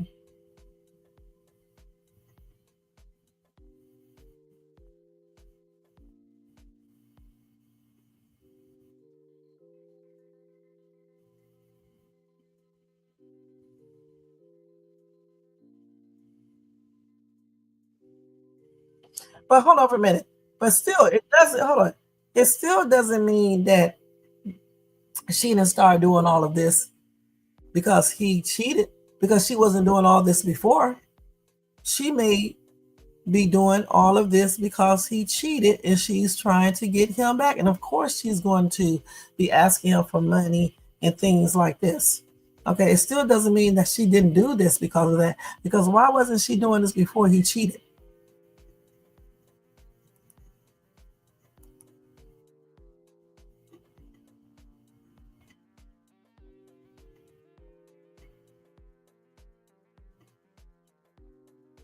Yeah, because the reason why she needs to see the damn money is because it was all about the money when they started talking. Why else would a young woman talk to an old ass dude? It was all about the money from the get-go. This is the same lady who said 25,000 for one cheat, 25,000 for the other cheat. This is what they were doing. But at the same time, it still doesn't mean that, you know, she got mad because he was cheating and now she's going straight out, you know, trying to get money from him. And also, you know, because she would not accept the 10 million that he offered, but she's asking for money, but she wanted the 10,000 there. It doesn't even make any sense. She was asking for the 10 grand right there, but when he offered her 10 million, she would not accept that. That's crazy. You know what I'm saying? Because even if she win the case, I don't see no judge granting her $50 million. I just don't. I don't see it. I mean, what for? I still think him cheating encourage her to do what she's doing. I really do. I could be wrong, but I'm just saying I think with him cheating and then it was recorded, you know, everybody heard it. And then this lady is older and she's younger. You know what I'm saying? I mean, I just believe that played a role in it as well.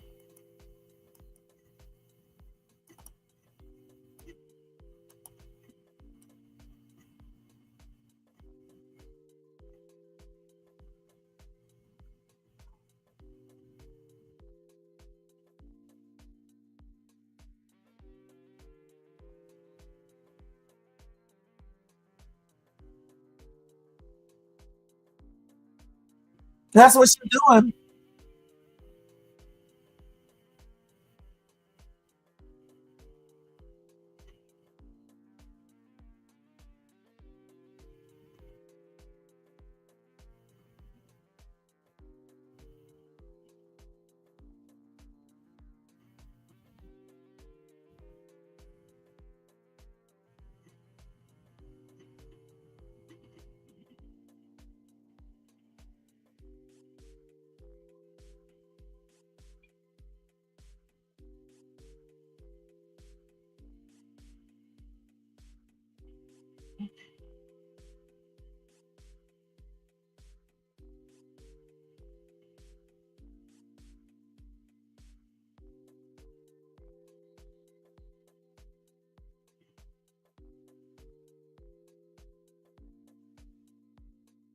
Hmm. Listen, let me stop this hollering ass man real quick. The thing about it, I still say she was pissed about that girl. Okay. And she's going off because of that. Okay. Period. That's why she keeps on bringing Michelle's name in the picture. All right. It was all about X and money in the first place. Okay. Let's keep it there. You know, let's keep it real too. It was all about this X and the money. All right. So why do you guys think she's not going to continue to ask for money? She was asking him for money right then and there. And then she was getting even more teed off because she was like, you know, she brought Michelle's name in it. And Michelle is the ex, the one he was on camera moaning to like that. And she saw and heard that. Let's go back to that real quick.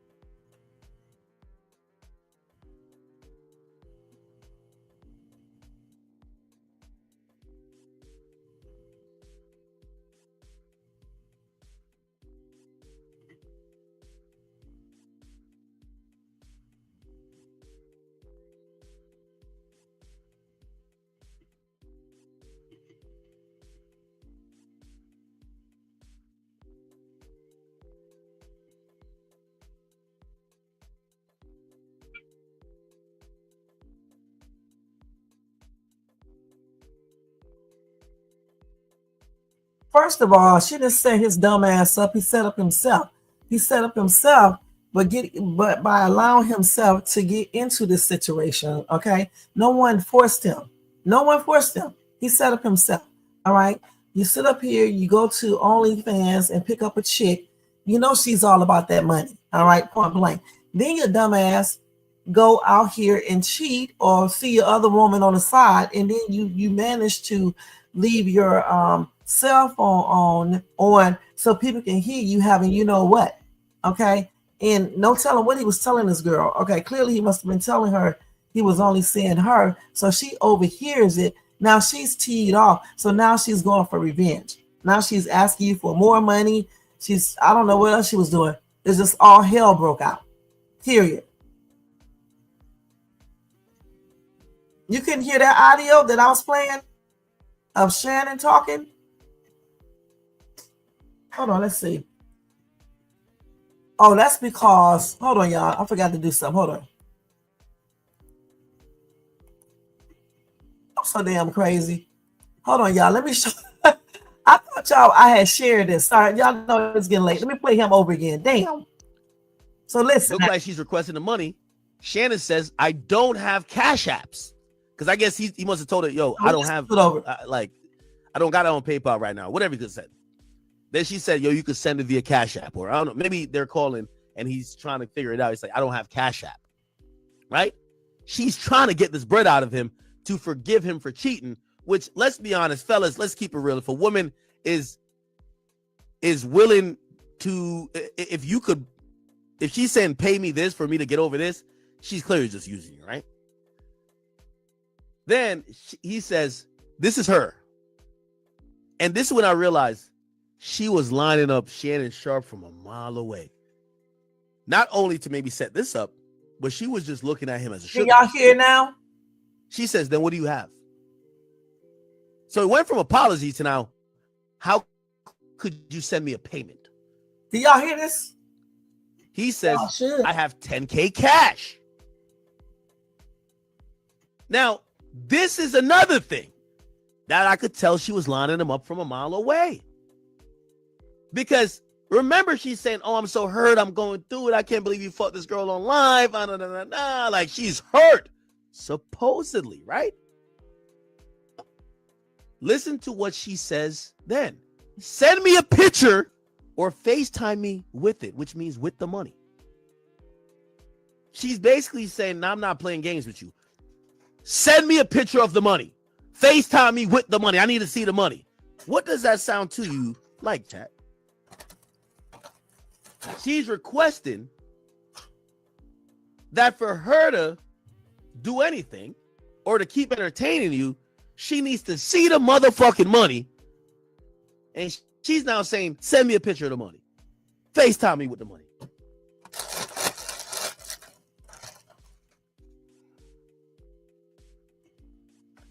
I see some people saying extortion. I'm watching TikTok chat right now. TikTok chat is kind of cool. Not extortion yet. Thanks, y'all. In a roundabout way, she's selling it. Oh, you want to remember she was selling pictures Oh, this is me at 150. I'm about to be 180. I'm even more thicker, ass more fatter. Yo, you better apologize to me if you're. Stop this real quick. Listen? Shannon picked, like I just was saying before, Shannon picked this girl up on, what is it, OnlyFans? Okay, so clearly, money was involved. Okay, let's keep it real. The girl was 19, he was 50 some years old, so that money was involved.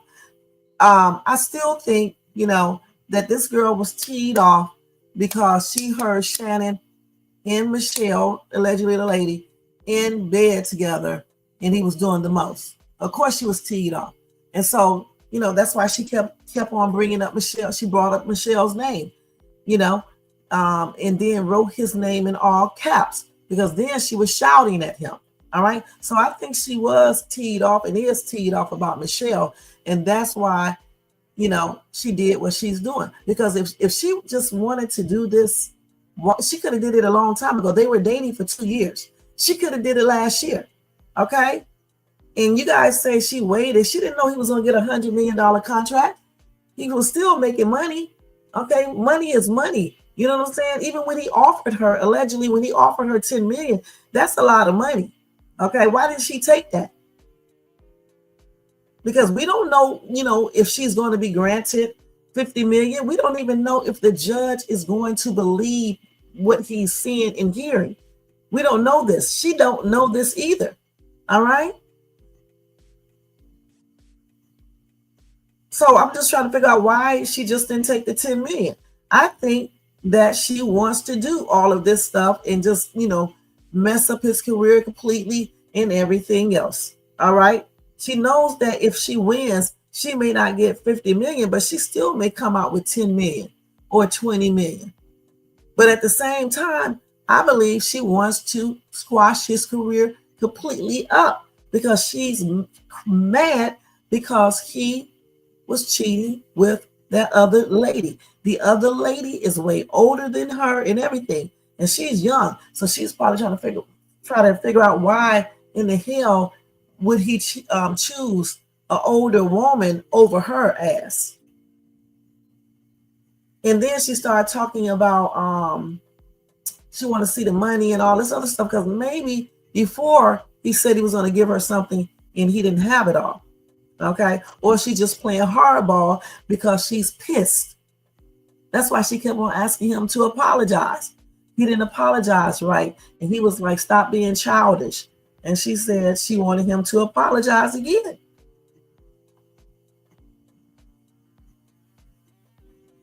Yeah, he was J4, but still, the thing is, he still had money. She could have taken him to court 6 months ago. And why didn't she try to file criminal charges? Like I said, I really do believe they probably was doing role playing all along, even the great role playing. And remember, when you do the great role playing, the woman will say stop, just like as if she was being, you know what. But in reality, she really isn't being, you know what. So, her telling him stop really does it, you know what I'm saying?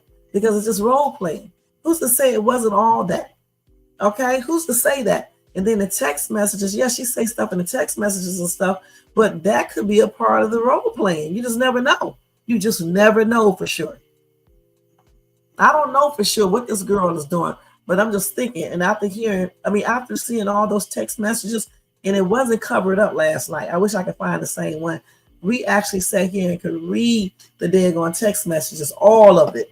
And some of the stuff that was said, it just sounded like she was pissed too. And she wants revenge. Of course she wants that money too, but she wants revenge. Point blank. I think that's a part of it. I really do.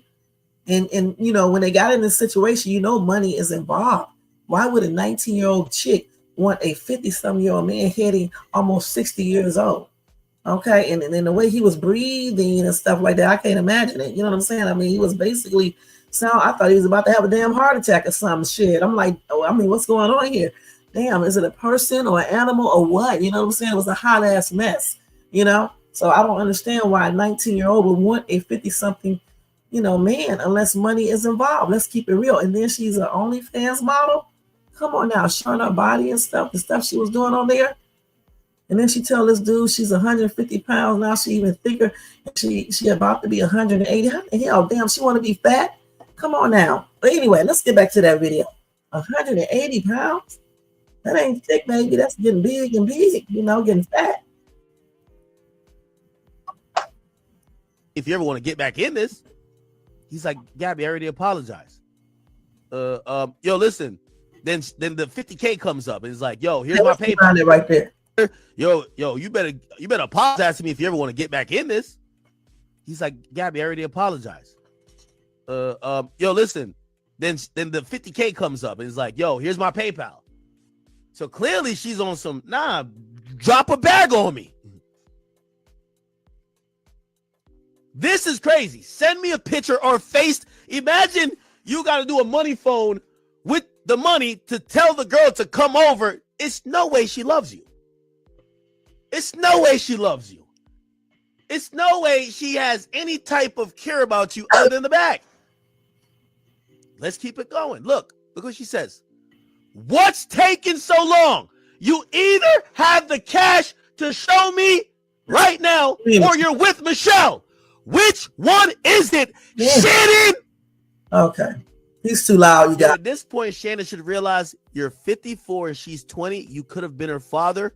You need to analyze your life and move in a very different route. You have a 20-year-old woman speaking to you like this. What's taking you so long? That's because they probably talk like this to each other anyway. It doesn't matter about the age. This is the way they probably, converse with one another. Let's keep it real. All right. I mean, I'm telling you, it sounds like, I don't know for sure, but it sounds like at times she was the domineering person. Okay. And besides, Michelle said to what's the name on the phone that allegedly Shannon likes his butt, Licked. Okay, that's kind of suspect to me. You know what I'm saying? I mean, damn, come on now.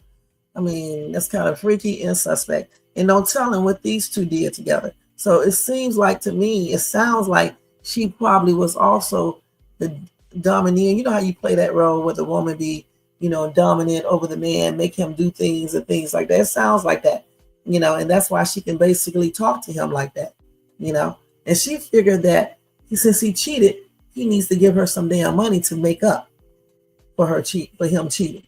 Okay, that's what she's talking about. She's not the only one. A lot of women do this.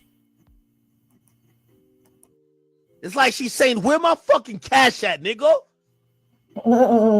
You either got the money or you don't, nigga.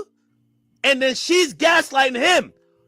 If you can't show me the money or send it to me, you must be with Michelle. And then she put your name in all caps? Nasty work, chat. This is nasty work. This woman set up Shannon Sharpe like the Fed set up Brick Baby and Big U and Loose Cannon. But we're not done there. Look, she sends a picture. I can't show the picture because I guess he's lagging with the money. She sends a picture of her split wide open, and it's naked. It's small, so I'm not even gonna show you. So she sends him a nude pictures. This is how women get men. Men, chat. Us as men, we all need therapy, but not some Charlamagne type therapy. We need to be a little bit stronger when it comes to women. She's trying to get $50,000 out of this man. She thinks he's taking too long.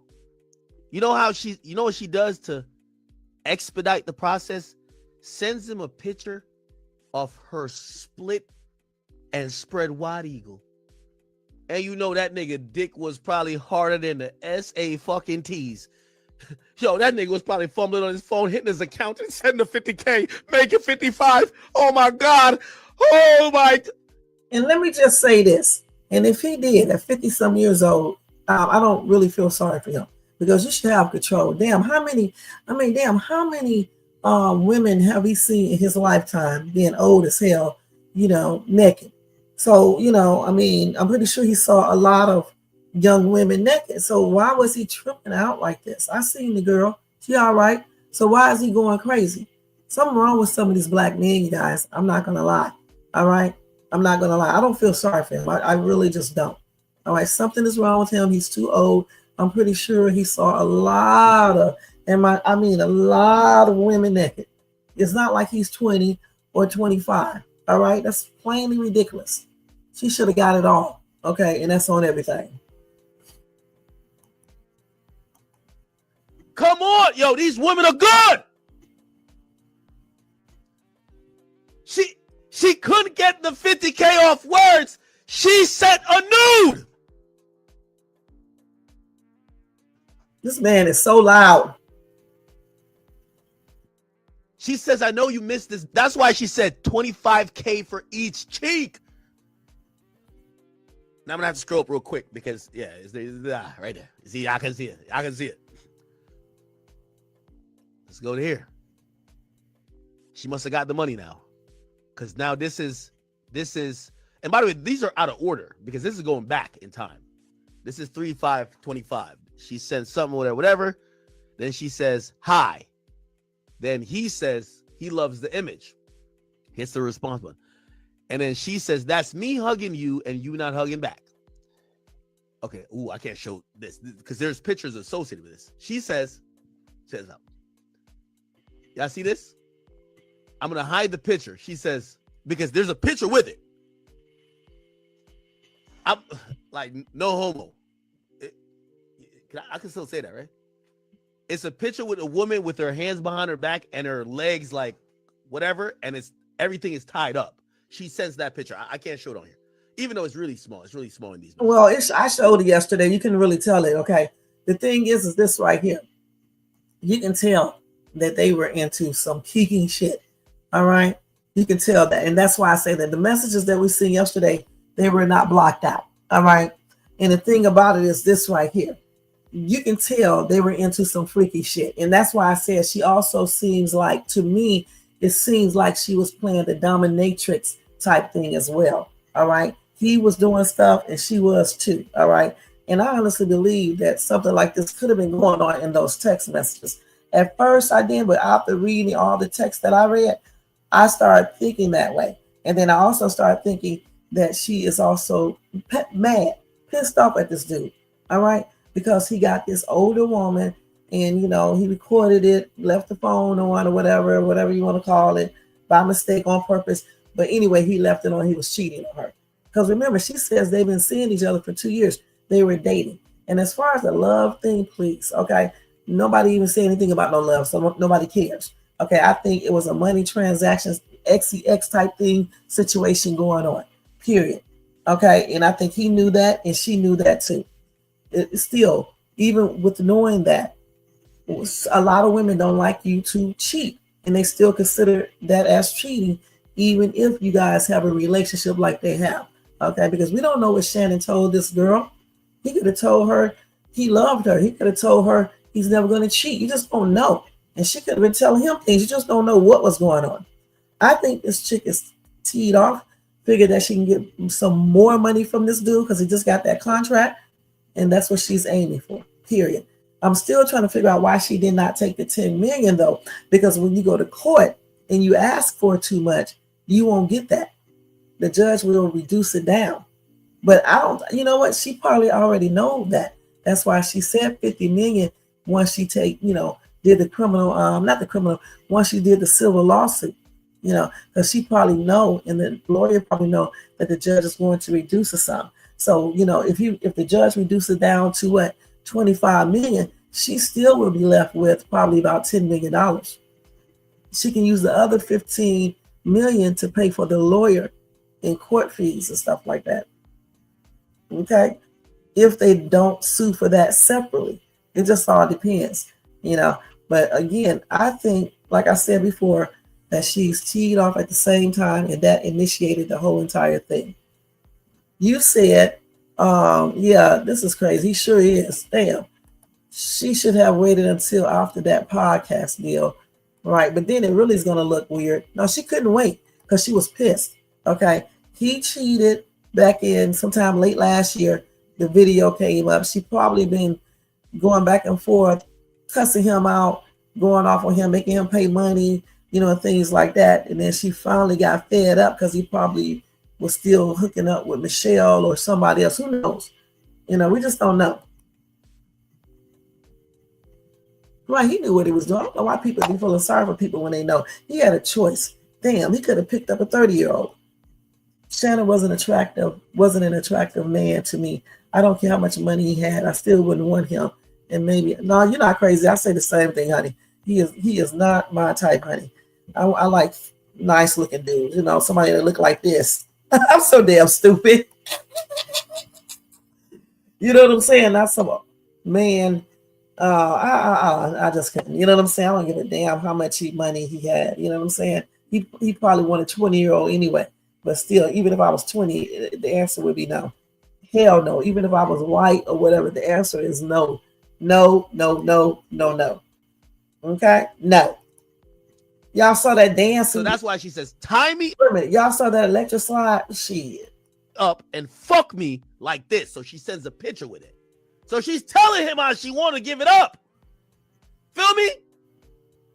Right, let me scroll past it real quick. Yeah, y'all ain't see it. Good.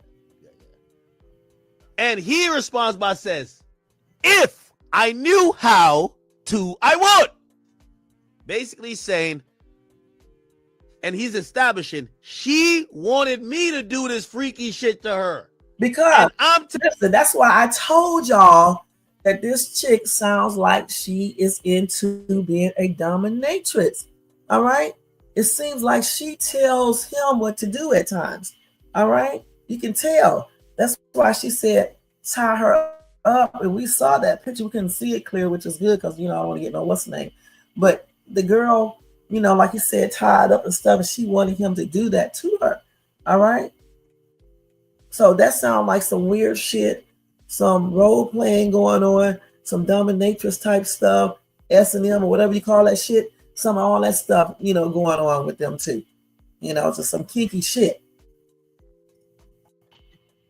And the judge, you know what? When they go to civil court, the judge may see right through all of this and know what's going on as well.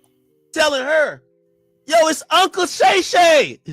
Nigga only know how to tie his cleats. You think he know how to tie up a woman to fucking not be able to move and get donkey fucked?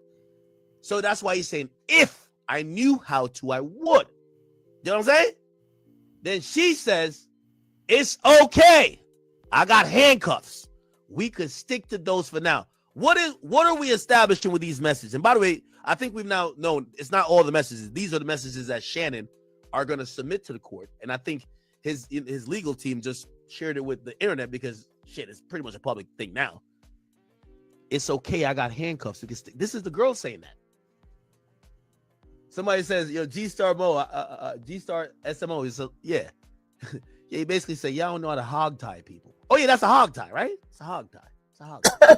And who wants to do stuff like that? That's weird. So what are we getting established here, people? She was into the freakiness. Told you. She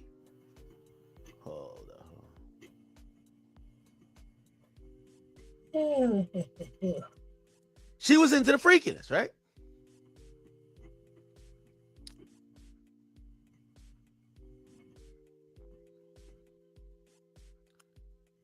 And it might have been her idea.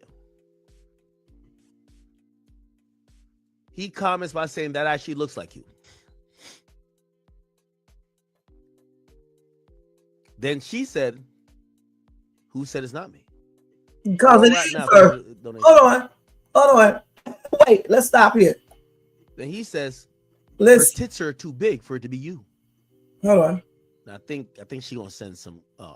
And then he says, you can't even see my tits in that. Laughing my ass off. But whatever you say, Daddy, sound like Meek Mill and Diddy. Don't get mad at me. Then he says, it can be you if you want. What is this establishing, chat?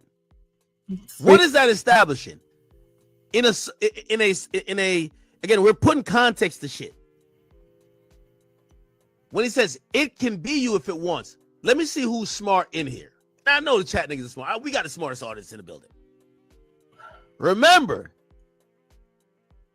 look what he says. Look what he says. Let's go through. He says that actually looks like you. That's what he says, right? That looks like you. She says, who said it's not me? Then he says, her tits are too big to be you. Then she says, you can't even see my tits in that. But whatever you say, then he says, it can be you if you want. What is he saying? Because she alleged he was trying to coerce her by offering to pay for titties like on some random. Hold on. Let me stop this real quick. I don't know if it's coercion, but it sounds like he was telling her she can have big chests if she wants them. Okay. I don't know if he was coercing her, but that's what it sounds like. You know what I'm saying? So let's see what else they get ready to say. Random shit.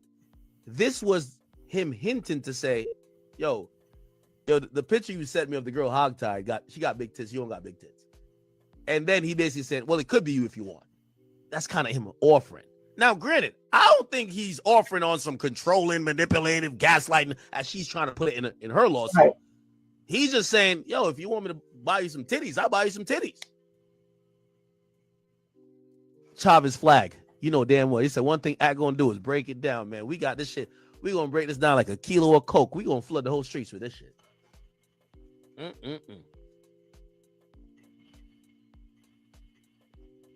Now, this is another one. This is one of them ones. Look, you know what her message is? I want to be in that position right now. She's telling me, I want to get hogtied and donkey fucked. What's the problem? Oh my gosh. You know what Uncle Shay Shay says? It's too late right now. You know Uncle Shay Shay got to be on Nightcat. He got to be up for ESPN. This is why you got to understand, you deal with a 20-year-old. Yeah, 20-year-olds at 4 a.m. one day back blown out. You're thinking about, I got to get up and hit the gym and I got to go do this and I got to take my creatine. No, nigga. Take my vitamins. No, nigga. This chick 20. This is when these bitches get active. These bitches doing TikTok dance at that time. Like, doing all this stupid shit, nigga. This is when they're getting piped out. Okay, what you got going on, Uncle Shay? Okay, I can't take no more of your loud, stupid ass talking, okay? So the thing is right here. He you know, I had to leave when he started calling women bitchs. I don't like that. All right, he definitely would, or either he will be paying for a man. Okay, let's keep it real. The thing is this right here. Listen, let's keep it real. They seem like they were into a relationship consist of paying for X and doing some freaky shit. It also sounds like she was doing dominatrix type stuff, and at times he was dominating. It also sounds like they got into the what do you call it, S&M or some stuff like that. It sounds like that too. All right. I think he was just offering to get her, you know, breast done if she wanted it. Okay. I don't think there was no coercion there. There was no threats or anything. All right. I still believe that she started getting pissed because he was with that woman, and then she's older too. Okay. And it was his ex-girlfriend. I think she was pissed about that. So she went on and kickstarted and trying to get more money. She knows about the contract. So she figured, let me go ahead and get as much as I can. We can act the judge. I mean, not the judge. The lawyer probably told her to ask for $50 million. So when he get his fee and everything, she would still be left with about what? $25 million or something like that. If the judge approves $50 million, which I don't see him doing that. But if he take it down and say, okay, you can get $20 million, if it's million at all, then, you know, she got to pay the daggone lawyer, and then she will still be left with, you know, a lot of money. But the thing is, I don't think she's just going for the money. I think she's also going, you know, for messing up his career. Okay. Because remember, she's a young chick, and it's embarrassing to see the man you are with messing around with some old ass woman. And this is a young ass woman right here. You know, she does not like that. You know what I'm saying? So she's going to make him pay all the way, not just with money, but with his career his reputation. She's embarrassing him and everything else, period. That's what I think. I don't know if you guys, agree with me or not, but that's what I think. All right. Now, DJ Academics, all that screaming and shit, when he started calling women bees, I don't like that right there at all, that bee stuff. So I had to let him go. Okay, I don't like that. It's very disrespectful, period. Definitely. Shit, wasn't he just in trouble? Shit. So I can't get with his ass, all that screaming and shit. Okay, let me see what else is up here. This man is tripping out and shit. I don't got time for all that. Shit. I was trying to find the thing that I was on yesterday, and I was actually reading everything out to you guys. I forgot where I was at, though. Shit, I can't find it. Let me see real quick. Because what time is it? Okay, let me see. We got about I can still need another 30 minutes or so. Let's see. Trying to find out what was I reading the other day. It had all the messages up on the screen, but I can't remember which one it was. Let's see. Trying to see. He's so damn stupid, though, man. You don't let no woman or man mess up your career, man. And even, let me tell y'all something. Stop saying this right here. Because the thing is that you can get some older women, too, who do the same thing and would take you to court and try to take all your money. Okay? So this is he liked those women, huh?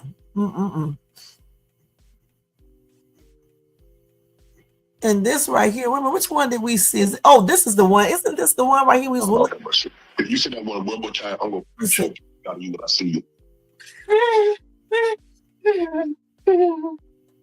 What the hell is this? She's saying he then raped her. According to the lawsuit, exploited. She's got a following on OnlyFans. Whole lawsuit is everything standing firm, saying Shannon complete. I'm trying to find the one with the text message. I thought this was the one. Hold on, let me see if we can get to it. Because it was right around here yesterday. And that's her right there. He doing all this. Okay, boy, you need your ass whooped, and that's on everything, for real. So we saw this. I don't think this is it. It was somewhere. Let's see. Hold on. Let's see if that's it. No, it's not that, because we was looking at it.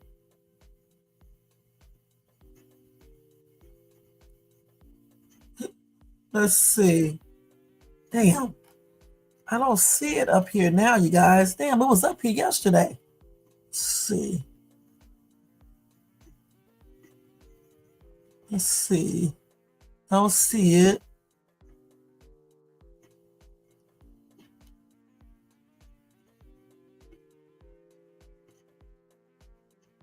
Okay, I'm trying to see if I can see those text messages. That's DJ. I don't want to see his ass again, all that screaming. You can't read this shit right here. I'm looking for the ones that I was reading yesterday. I thought this was it right here.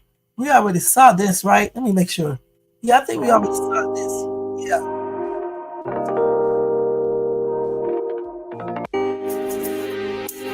Now, you can read this. The one I had yesterday had everything. I don't know, was it this? It had everything there. He said, why? It's not this. You want a big black baby? It wasn't this one, okay? Let's see. A big black baby, y'all. That's a hot ass mess. I cannot find it, but yesterday we was reading all of the messages, every single one of them, and we even saw the picture, but of course they had it blurred out. And we was reading it yesterday. I was reading the text messages to you guys yesterday. I think that was yesterday. I don't see it today. They may have taken it down because I don't see it at all. But they were saying a lot of things. That's what made me change my mind about some of the stuff I was saying originally, when I was just like, oh, he raped her and everything. I'm just thinking it may be that they were role playing, and this is just, her get back. He might not have actually was doing what we think he was doing. You see what I'm saying? Because it could have been role playing. And then since she's saying this, but then the only thing about it is the one where she left that text message saying that she cried and things like that. So that message right there is what's going to get him, because even if they were role playing, if she says stop and he did it anyway, even if they played like that before, what would mess him up is the fact that she wrote a text message saying that she cried, and when she told him to stop, he continued to do that anyway. That's what he's going to get messed up at, even if they were role playing. Okay. And then he got a whole daughter. That's weird. That is very strange. Let's look at these little things right there. Huh.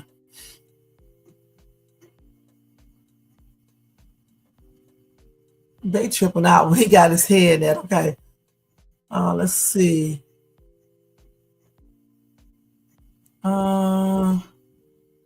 got all types of stuff up here. Let's see. I don't see the text messages this time, but if I find them again, we will, go over it and read it. Who is these text messages? Let's see this right here. Can I read it? Oh, so this is the other one that we was reading the other day. Yeah, she did say marry. I know she was talking about getting married and all types of weird shit. She said, I want to put my tongue in your ass and then marry you. Only if you put a black baby in me, then you can whatever you want. You can do whatever you want to me, I guess. And then she said, I want you to put a dog collar around my neck and choke me with it while you are effing me.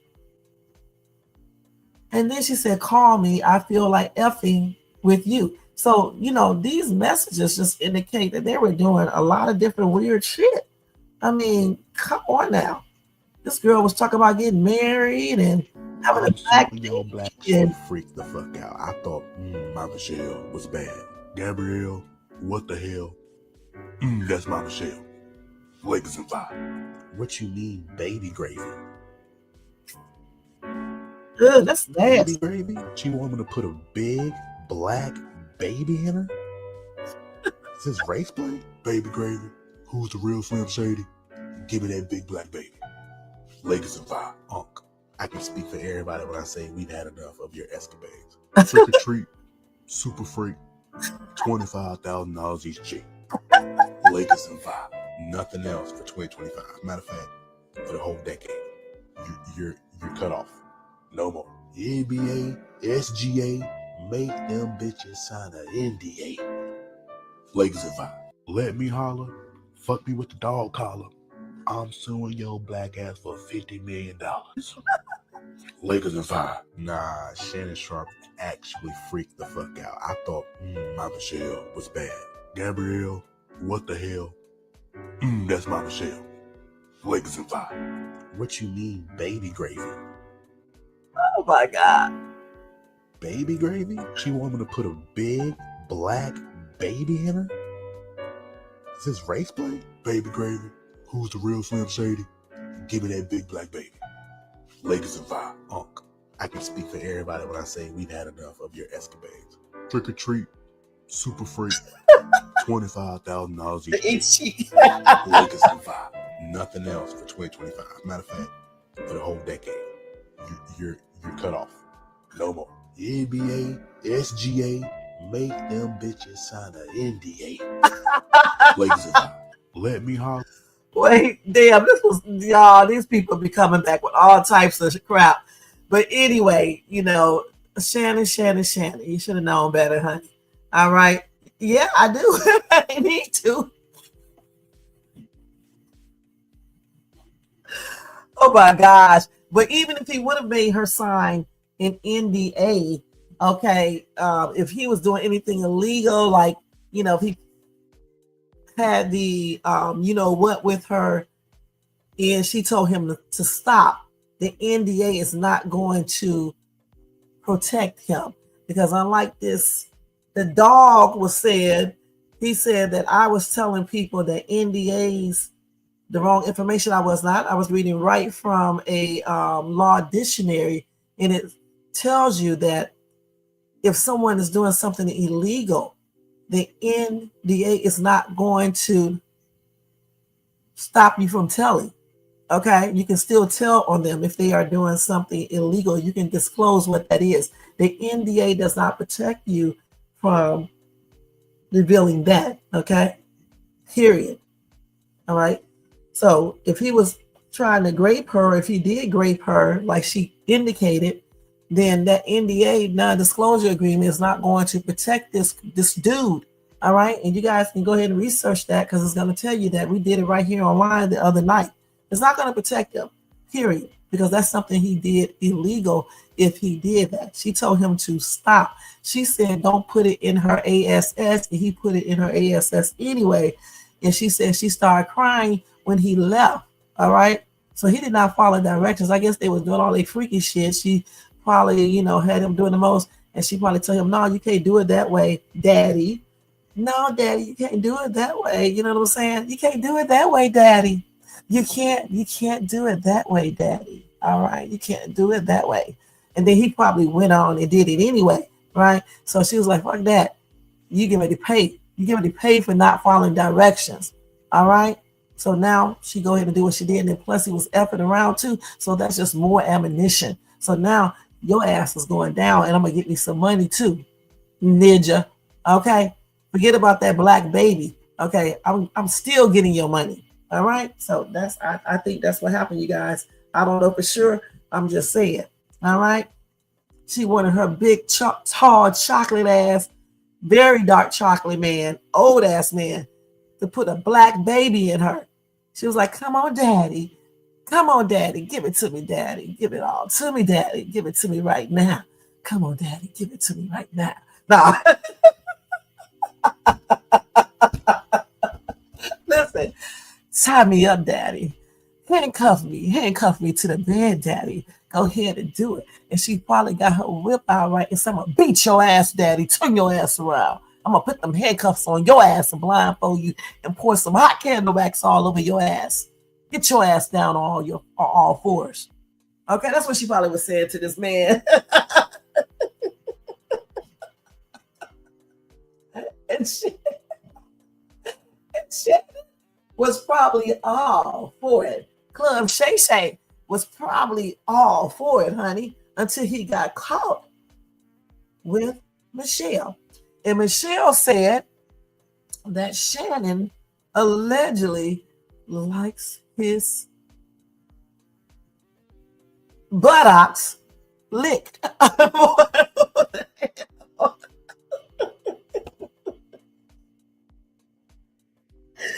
Shannon is a freak, a damn Zoe, you guys.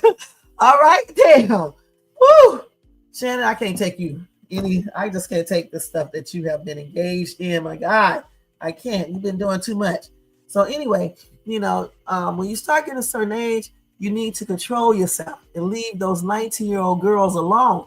If you want younger, hey, go get you a 30-year-old. She's still young compared to you, and she can do just the same. He played himself. Okay. He thought he was doing something great by allowing his phone to be on while he was out here cheating, and got caught and pissed Gabby off. All right. So Gabby did what she needed to do to put him in his place. And that's where he's at right now, in his place. And that's on everything. You know what I'm saying? You can't be messing with these women. I don't give a damn if she would have been 30 or 40 or even 50. Hey, they still do the same thing. All right. And that's on everything. You get with one woman and you guys are saying to her that you're not going to be cheating, you're going to just be with her, you better do exactly what you said. Especially when you done did some shit that you shouldn't have been doing and you did not follow directions when y'all was doing y'all little freaky shit. All right. Okay. So learn how to play the game. All right. Okay, let's see here. You said, Jermaine, yep, no questions asked. That's why he stepped down. Disney ain't going for that. Okay, they own ESPN. And Disney is all over YouTube. They can't really talk about too much. Allegedly. Yeah, I like to whoop men's asses, though. You know what I'm saying? Put those handcuffs on their ass, blindfold, beat your ass. You know what I'm saying? And you do what Shay tell you to do. That's how Shay does it. All right. And I'm just but it ain't gonna be no licking asses and things like that. That's out. You know what I'm saying? And you're not handcuffing me and hog tying me. If anything, I'll be doing you like that. That's on everything. You know what I'm saying? All right. Anyway, let's move on to let me see what else now, y'all. Okay, so let me see. I forgot. Okay, so Fat Joe. Let's go to Fat Joe, and then Diddy going to be sharp in court, and we are going to be done. Let's go straight into Diddy first, because Diddy is a whole nother situation. Diddy situation. All right. That Shannon is a hot ass mess, you guys. All right. Let's go over here to Diddy in his suit. Okay. Let me see if I can find a video on it first, because it's funny when they start talking about it.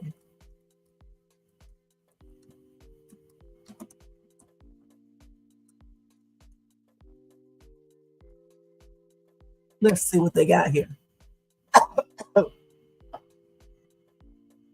So here we go, right here. Here we go. You want to see it? Oh no! Gotta turn that off. That's my jam right there. We gotta turn it off right there, though. Let's see.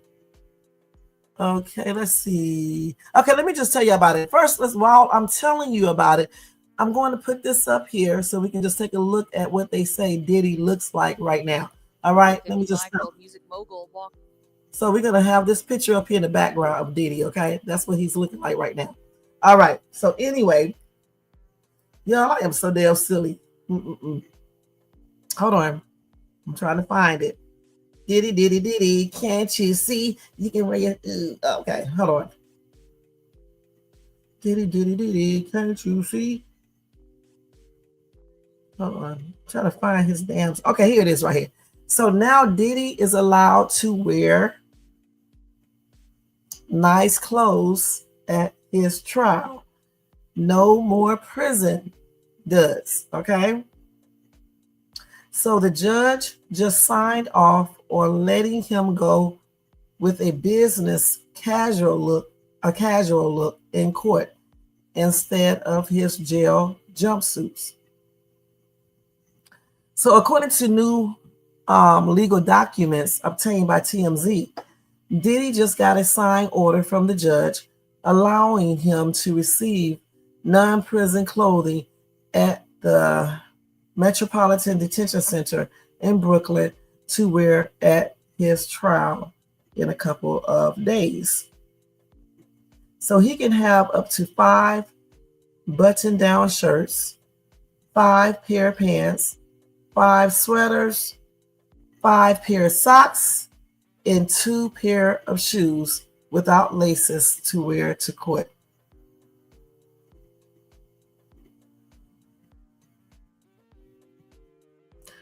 Okay, so now that's what he can wear. So his trial is set to begin on Monday, and he can come in here looking like almost like his old self, okay, point blank, versus looking like this. So I guess he'll still have his gray hair though, and his gray beard.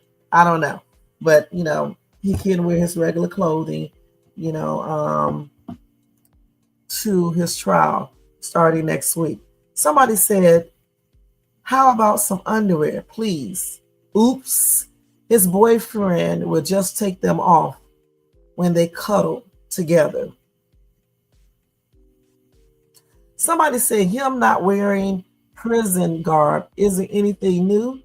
They stopped doing this a long time ago because they said it's unconstitutional to the defendant because it makes them look guilty to the jury, and they are innocent till proven guilty.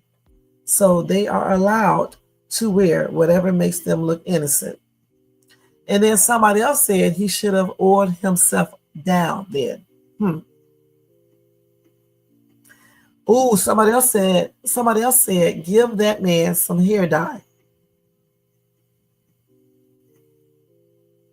They say he can use instant coffee to dye his hair. You can? Instant coffee? How? Sean P. Diddy is innocent, period. I'm actually, oh, this is the same dude. He's been in every damn comment section saying the same thing. Somebody said, let him wear them now because he won't be wearing them long. I don't know, y'all. You just never know. You know, just if he is in the secret society gangs or whatever the case is, organization, you just never know. You just never know when you're dealing with something like that. He may get a mistrial. You just never know. Because we don't know exactly what the feds got. I mean, they may have some evidence, but it may not be the evidence we think. And even if he is accused, it may not be for everything. And he may get a lesser time than we think. We just don't know for sure. Once we see all of the information, then we can go from there. You know, I don't know, guys. What do you guys think? Do you think Diddy is going down or what? He looked tripped out in court, though, with all that gray hair. This is the real Diddy right there, okay? Let me see what they're saying here. Let's see what they got. Let's see. This is all old right here. I want to know, again, we was talking about this earlier, about the people, co-conspirators. What happened to all of the people that they claim assisted him? What happened to all these people? And did any of these people make some type of plea deal with the feds? So let's see what this guy is talking about. Okay, let's see what he said. Y'all, we are less than a week away from Diddy's trial, and he is spiraling. Let me tell you what's unfolded in the last few days. So the first thing that we need to talk about is that it looks like his lawyers are headed towards a mental incapacity defense. At least that's some of the statements that they're making. They're saying that Diddy might not have been mentally capable of forming criminal intent due to long-term substance abuse. So if they go this route, what they're saying is that, yeah, he did it, but he wasn't mentally capable. Now, another defense that they've kind of hinted towards is the fact that this was a consensual lifestyle, that it was partner swapping, swinging, if you will, and that it was all 100% consensual. And if it was, then there's nothing illegal about it. The problem is that what the feds are saying is that none of it, or not none of it, but a lot of it was not consensual. Now let's talk about attorneys, because he has a dream team of attorneys, but it looks like he will be bringing another person on who he's looking to, a guy by the name of Joe Suing. Now, he is a high-profile attorney, has handled clients like Donald Trump, Meek Mill, in some pretty big cases. So this guy is no joke, charges $2,400 an hour just for him. Now, if you guys want me to do a separate video on his attorneys, which is a pretty incredible team of attorneys, drop that in the comments and let me know, and I will make that video. Diddy's team has also requested a gag order on all alleged victims and witnesses, saying that by them possibly being able to talk to the media, it would influence his ability to get a fair trial. His legal team is also working to try to get the judge to exclude certain pieces of evidence, specifically those that were not shown to the grand jury prior to this, but prosecutors are saying that this is basically just a delay tactic. In this next part, I'm going to read verbatim. Just this week, the judge ruled that prosecutors can't introduce evidence related to Diddy's alleged parties and patterns of behavior. Other evidence was excluded on technical grounds, but key allegations are now part of the official trial record. Anyways, this trial starts in about 5.5 days. I will be covering it. Make sure to hit that follow. This is going to be huge, and drop your thoughts about everything. It sure is going to be huge, and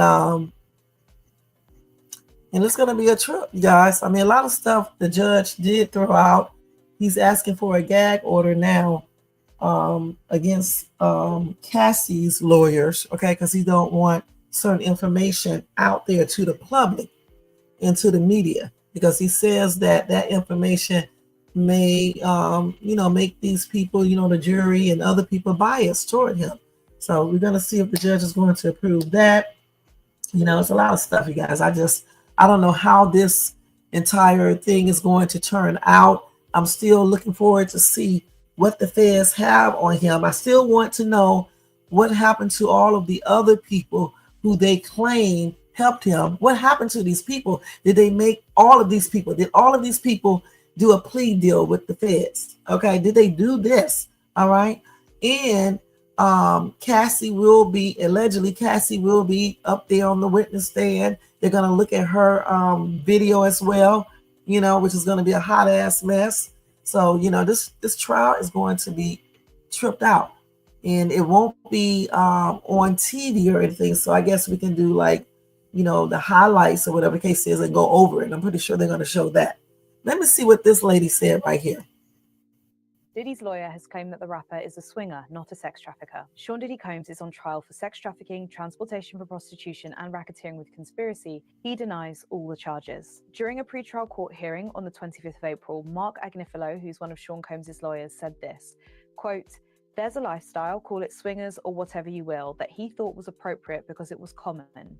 He also added, "Many people think it's appropriate because it's common." Judge Arun Subramaniam ruled that the team is entitled to cite Diddy's lifestyle in their defense arguments, but they can't cite examples of prominent swingers or anyone alleged to have hired a sex worker. During the hearing, the judge also ruled that the CNN footage of Diddy assaulting Cassie, his former girlfriend, in the hallway of a hotel in 2016 can be shown in court. Diddy's defense say that this video is not an accurate portrayal of events, but the prosecution say they have witnesses who can testify as to the authenticity of the video. Opening statements are due on the 12th of May. Diddy's lawyer has claimed that the rapper is a swinger, not a sex trafficker. Sean Diddy Combs is on trial for sex. When you look at this dude, you wouldn't even think he was doing all this weird shit. That's crazy. Yeah, but like I said, I will be keeping you guys updated on the situation. Starting on Monday when everything goes down. And again, it's going to be tripped out to see how all of this, will play out. And you know what? Let's just look at this real quick. Okay, let's look at this real quick, and then we're going to go ahead and jump into the next one, and then we'll be just about done. I want to talk to you guys about this 100 gorilla thing. They bring me to the back room, and in the back room they have this long table with a white sheet set out. I mean, beautiful thing. Look like the damn Last Supper. On one end is Derek Jeter, there's Stephon Marbury. It's not that the rapper. That's not it. That's a misconception. What it is, it's about control. See, that's what makes it. That's why you see, like, wow, Jamie Foxx, you would say that because they're in a bind. Because see, Jay-Z's not. But once you reach a certain level, you have to give something up. There's something that you're going to give up because you got to be down with that crew. And how do I know? Because it happened to me. That is why I'm standing here talking right now. I reached a certain level in that station. What I'm saying, what's happening is it was passed down to to everyone in the urban industry. So now you have a rapper who will get turned out by a high-ranking label exec because, well, what you gonna do? I mean, if I want to be a rapper and I walk in and the label exec tells me that this is what I need to do for him because, hey, he put my album on when I really wasn't that talented, but they pushed me because they saw that I was something that they could sell. So when you bring me in a room and there's my favorite rapper right there who's in the same room, so that must mean he must have committed the same act as I did. So at the end of the day, depending on where your level is within yourself, you go do it. And it's easy for those of us to sit back and say we wouldn't do it. But the majority of us will never fulfill our dreams. So we'll never be in a position to say what we would or would not do. You understand what I'm saying? We'll never be in that position. Because before I got there, I would say the same thing until I got there. You understand? So I literally lived the devil taking me to the mountain and saying, you can go to the left, you have all of this. And I was there. It was ritualistically done. 3 straight weekends. They do everything in 3s. 3 weekends in a row. Hey, D-Brad, let's go hang out. And every weekend, he kept beating me in the head. Get rid of this Rap City, man. You can do more than Rap City, D-Brad. You can do more than you can come with us. We go to Joey hanging in VIP. Get me everything I want. Then every time we hung out, it was the same way. Then they bring me to the back room. And in the back room, they have this long table with a white sheet set out. I mean, beautiful thing. Look like the damn Last Supper. On one end is Derek Jeter, there's Stephon Marbury. I'm trying to talk to the model chicks. He's like, nah, D-Brad, come on, sit right here. We get inside the limo. We're in the car. The man standing in the car looking at me like I owe him something now. And while he's doing that, he's sitting there with his legs spread open, rubbing his. Now I'm in a situation where I'm like, no, what am I going to do for you? So for me, I had to turn that away. But what the hell that I caught after that? I've been homeless. I've had my name destroyed. I was ashamed of myself. I went from being a man to nothing because I would not cross over. Damn. That's messed up, you guys.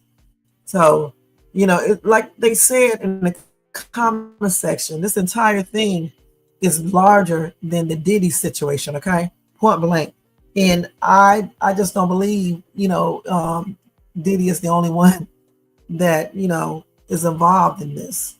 And I still ask the question, where are the other people who were involved in this whole entire thing? You can't convince me that Diddy organized all of this himself.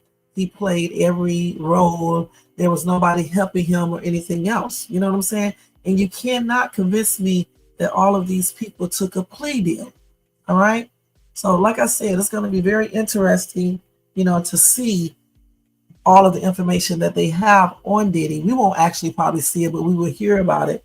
It's going to be very interesting to see that and to find out, what they have, period.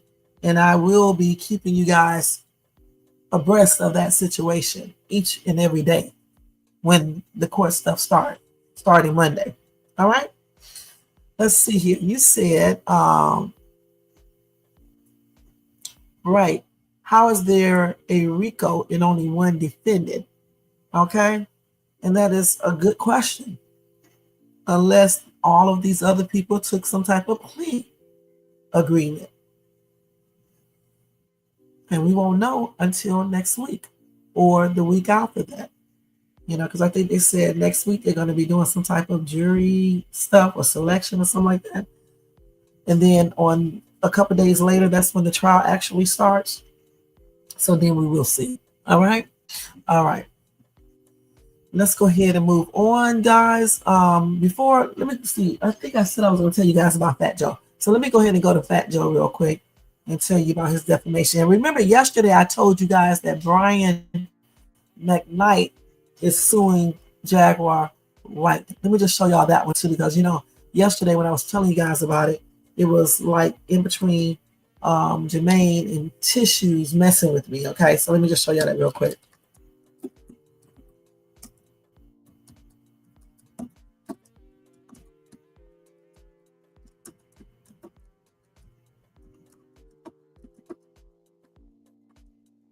My ass. No, I cannot type. Okay, let's go ahead. So yeah, here it is right here. Let me see which one I want to use. I don't know. I want to use somebody who can really talk good. Let me just, hopefully she does a real good job. Let's do this one. BrianmckKnight is suing Jaguar Wright, allegedly. She's saying that he did stuff to his ex-wife and he was like messing with ladies of the night. And we all know he's been dragged for how he did his kid. So yeah, he gonna have to find her first though, because Jag is hard to find.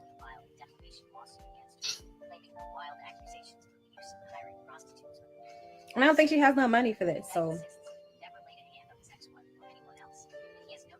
well, she said she knows his ex-wife and she can get information from her and take it to the court. And if the wife backs Jag, then she gonna come out getting money. Allegedly. BrianmckKnight is suing Jaguar Wright. Okay, she wasn't really good at talking about this. Let me do this. Jaguar Wright is being sued by singer and songwriter BrianmckKnight for $75,000. So according to TMZ, BrianmckKnight says that Jaguar Wright is talking crazy when she claims that he abused his ex-wife and some S workers.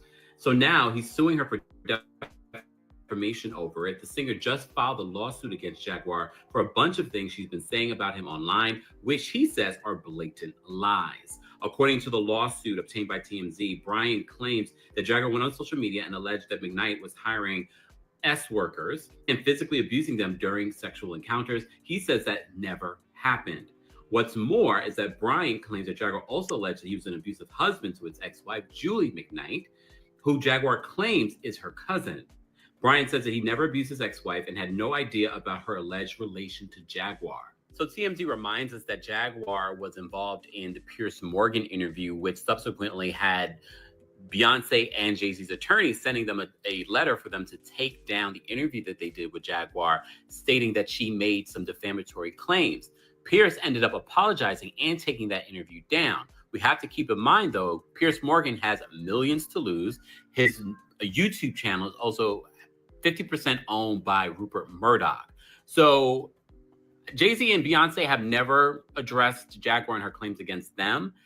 I'm surprised that Brian is spending the dollars to sue Jaguar, because it's pointless at this particular point to even mention Jaguar or to sue Jaguar, because what exactly are you going to get besides a hefty legal bill for yourself? Jaguar Wright is being sued by singer and songwriter Brian McKnight for $75,000. Hold on. Somebody said people have been saying that he has been abusive, allegedly, toward his ex-wife since the 90s. All right.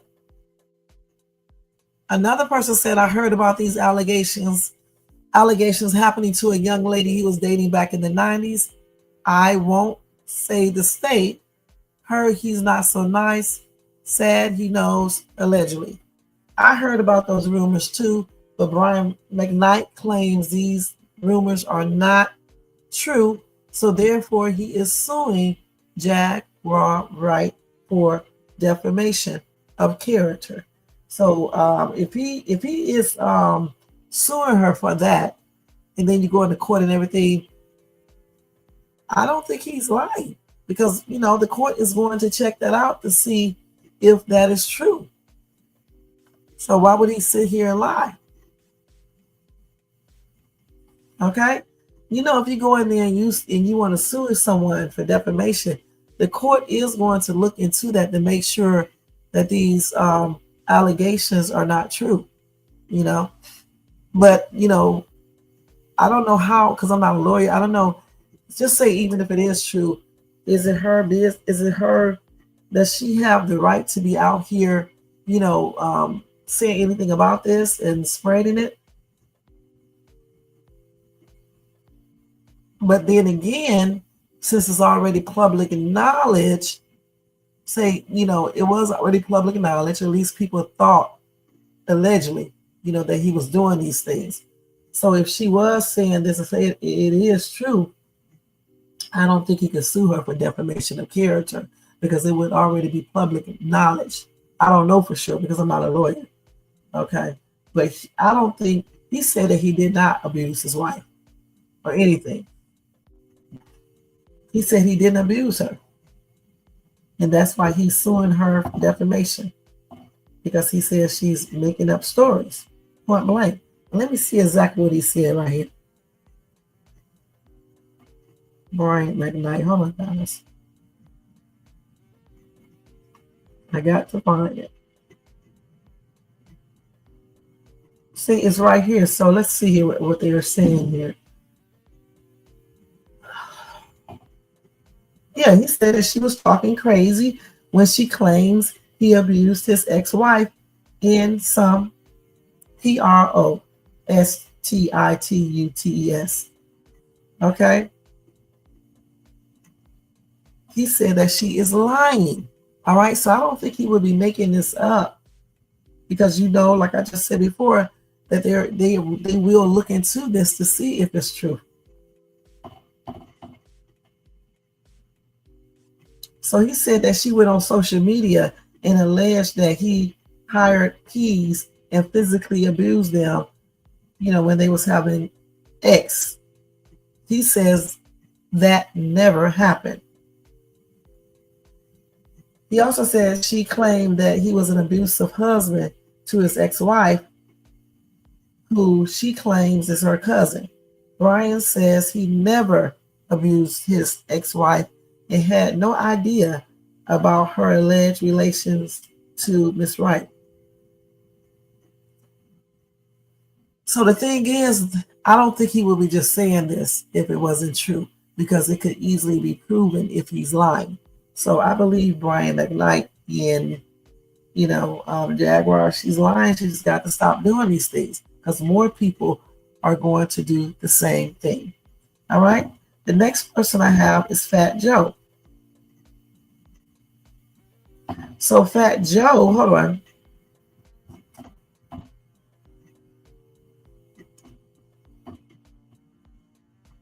So Fat Joe is suing his ex-hype man for defamation after he called the rapper a pedophile.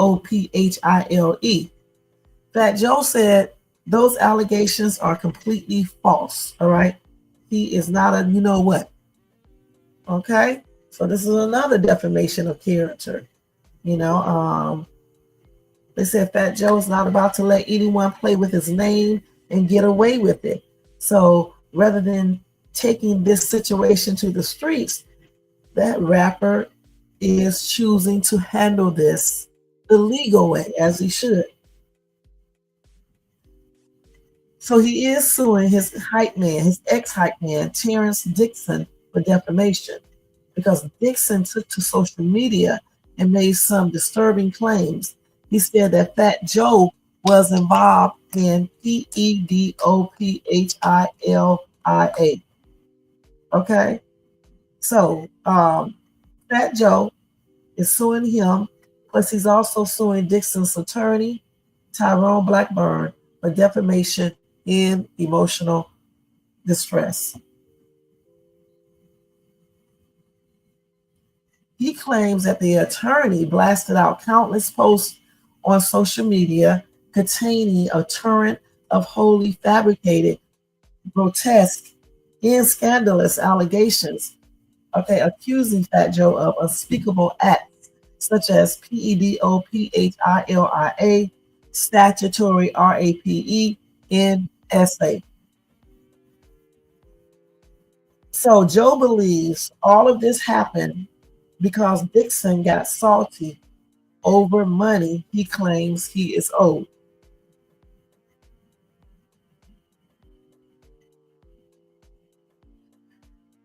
So all of this popped off on March the 23rd, 2025, when Dixon and Blackburn sent Joe a demand claiming they were owed money for being a ghostwriter and uncredited vocalist on his songs. Joe did not bite. So guess what happened next? They turned up the heat. By April the 21st, they came back with another letter threatening a lawsuit. But it wasn't just about unpaid wages anymore. That new letter was wild, threatening to accuse Joe of everything from statutory to ST and even fraud. None of which, according to Joe, has anything to do with unpaid music work. And Joe's team says these threats were meant to scare him into paying up, but he ain't folding. He said these allegations are completely false and part of a criminal conspiracy orchestrated between a disgruntled former hype man and his attorney. These two individuals have been scheming together to extort me with their elaborate and ludicrous demands, changing by the day. The relentless threats, harassment, and defamation I have endured as they peddle lies which are utterly deplorable. He said, I'm taking legal actions to expose their misconduct, and I am fully confident that the facts will reveal there is nothing more than a deceptive and desperate scam. He said that this is nothing more than a deceptive and desperate scam. And then his attorney said these allegations are completely false and part of a criminal extortion scheme. Okay, so again, Fat Joe is suing for defamation. He's suing his ex-hype man and the lawyer. So we will be looking forward to see what's going to happen with that case. Okay, all right. So the last thing I want to tell you guys about tonight, you guys, I want to ask you a question real quick. Let me take this down. Okay, actually, I probably can find this on TikTok. Let's see if I can.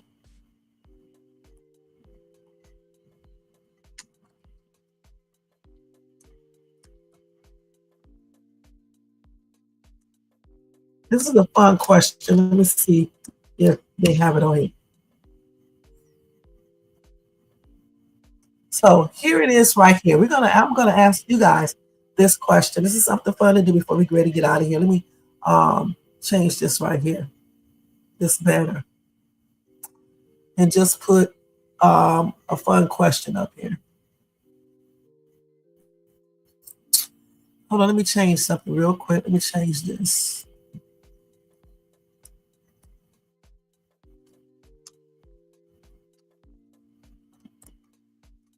Jermaine, thanks. I forgot all about this. Okay. So we're going to do this real quick and then we're going to get out of here.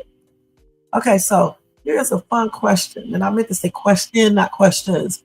All right. So do you guys in the chat, also the people out there watching, whoever watching the replay, just put it in the comment section if you're watching this in the replay and let me know.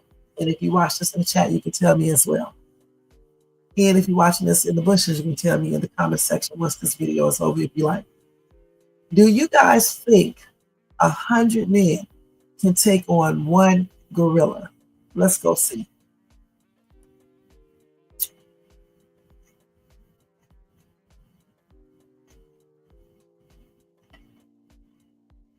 One gorilla stands no chance against 100 fully grown men. 100 grown men with no weapons are not beating a silverback gorilla hand to hand. Have you ever wondered if 100 men could beat one gorilla in a fight? If there's one place built for asking life's most absurd and evolutionary thought experiments, it's the internet. And this past week, it's been fixated on a primal showdown: humans versus gorilla. The debate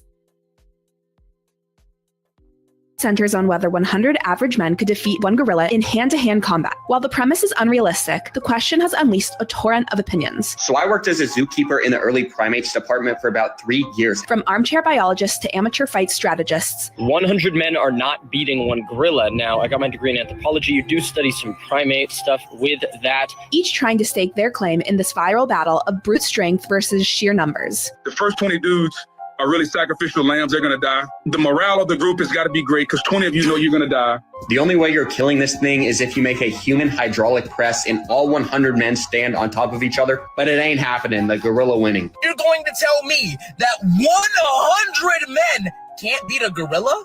Yeah, right, dude. So we're curious. In a fight of 100 men versus one gorilla, who do you think is winning? Let us know in the comments. Yeah. Wait, hold on. So what do you guys think? Do you think that 100 men could beat one gorilla? You said, I thought the men would win, but AI says the gorilla would. Well, let me tell y'all straight up. I never did think that the 100 men would win, okay? Because we did look up information about a gorilla before we answer the question, okay? Let me just give you some stats about a gorilla first. Hold on. Because I can't remember them off the hand, but I'll tell you what, they are super strong. All right. Wait a minute.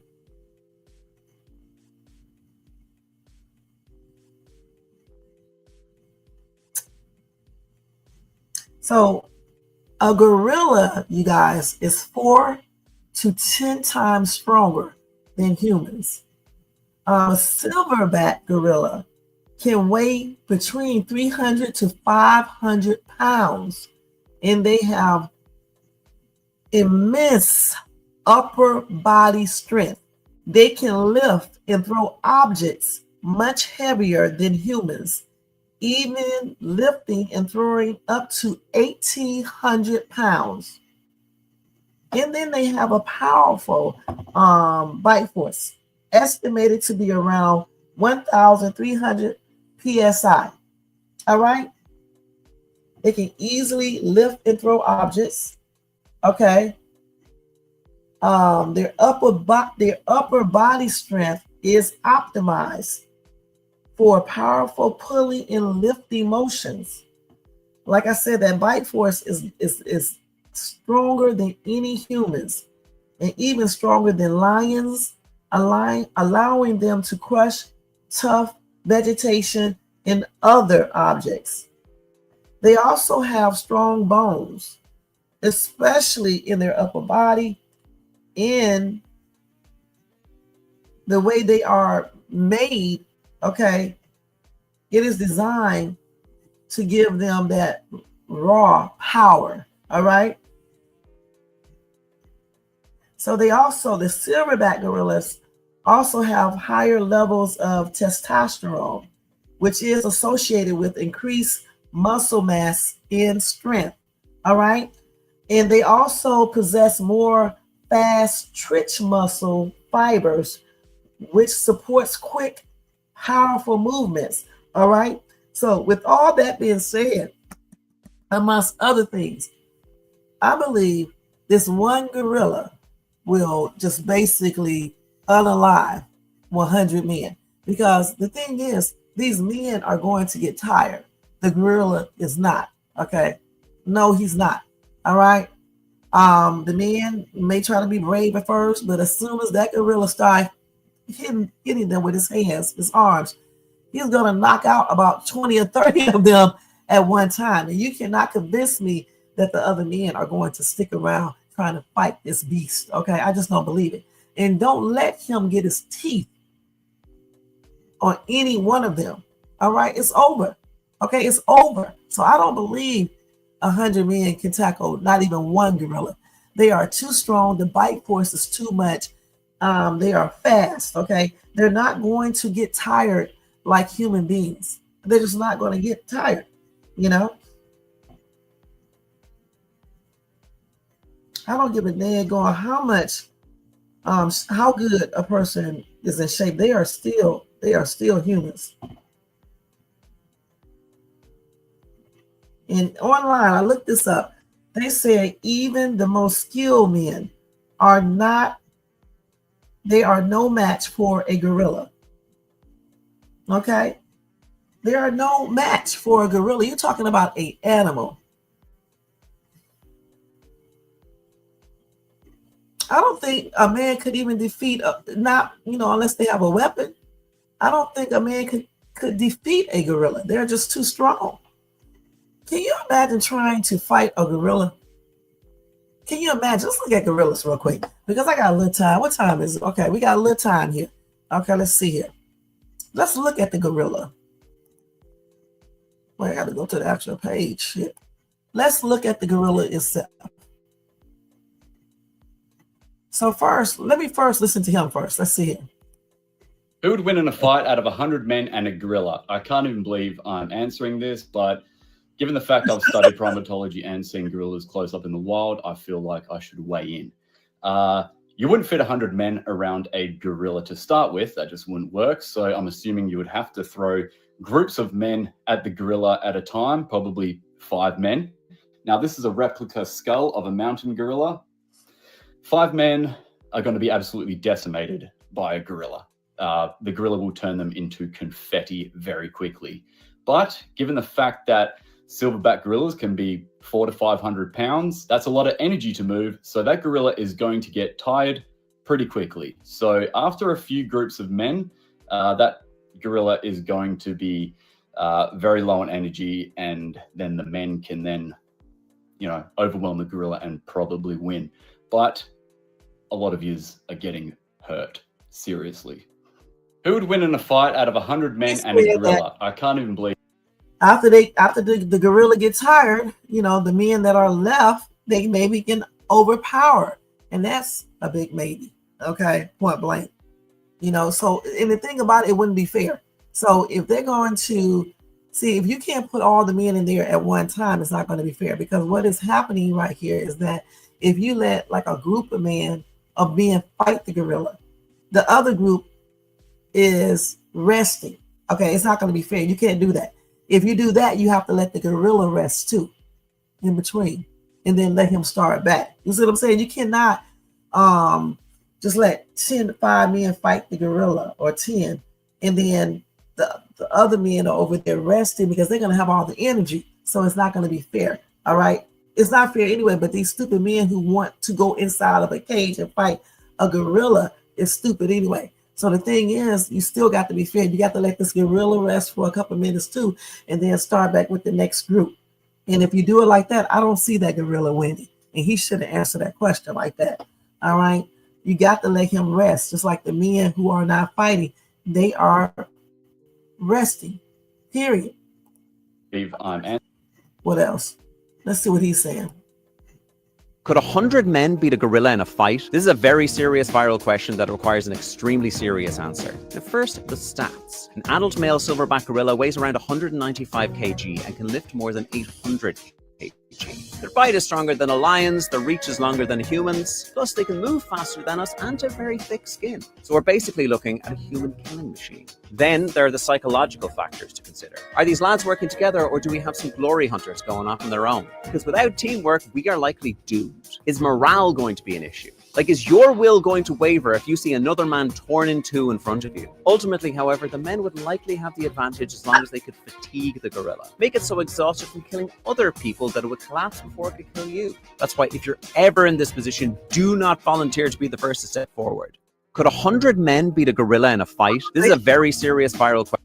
It's all based on if the gorilla gets tired, all right, point blank. But the thing is, a lot of people are going to get unalive, okay? Most of those men are going to be unalive. Let's keep it real. And if they only put a couple in there at a time, then I still say they got to allow the gorilla the same time to rest, because it's just not going to be fair. You know what I'm saying? Because he's going to get tired. Period.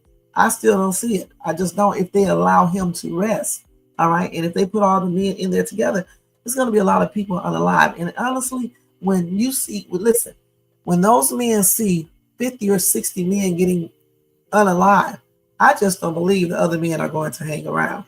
I really don't. I believe they will be running, because see, that gorilla is probably going to tear them in half, okay? Bite them all up, use his claws and every damn thing else. And when you see that as a human, I don't care how bad you think you are going to get scared and you are going to run. I just don't think any human would stand there and watch that and then still try to fight that daggone gorilla. You can see people running from dogs. When you see a dog attack one or two people like your friends, you may try to help for a minute, but after you see there's no hope, you don't want to get unalive, so you're going to run. If you think for 1 minute they're going to stand around there and fight a gorilla, y'all must be crazy. Let's look at this gorilla up closer, okay? And then we are getting ready to get out of here. Let's see. I seen him in person at the zoo. Let's see. I guess that was a damn gorilla I was looking at the zoo. That was, because he was throwing kisses and stuff, dude. I guess that was a gorilla. I'm not sure. That was doing the sign language to me and stuff. So let's look at these gorillas. I want to see one that's mad. Let me see. I want to see one that's happy. I want to see a mad gorilla. Let's do a mad one. I want to see one that's, let's see if they can show one that's fierce. They're making these where he looks super cute. Look at him, he's so cute. That's a robot baby, spy cougar. That's not even a real one. Okay, let's see. That's why he was looking like that. And this gorilla right here is huge, and they out there with him. Let's look at this one right here.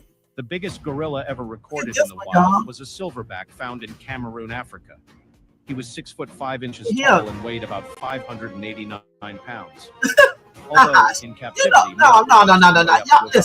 male gorillas can weigh up to about 683 pounds. Gorillas are so strong. With silverback in captivity, male gorillas can 89 pounds.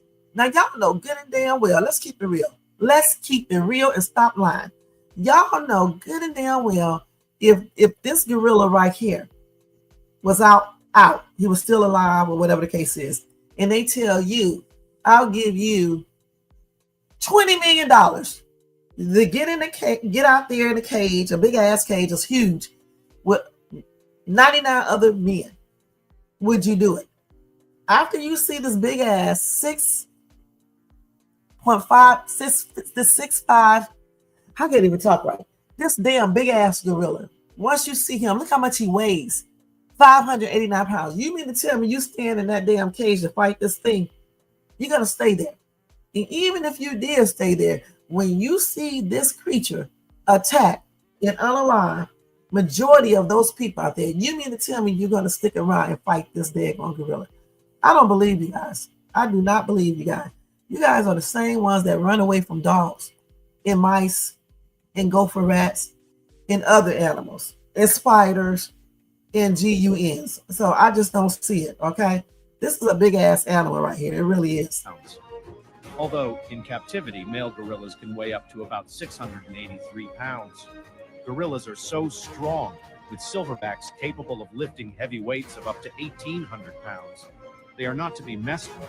The biggest gorilla ever recorded in the wild was a silverback found in Cameroon. There was a gorilla that I was up there talking, talking to, and stuff like that. He was doing, I think he was doing sign language and stuff.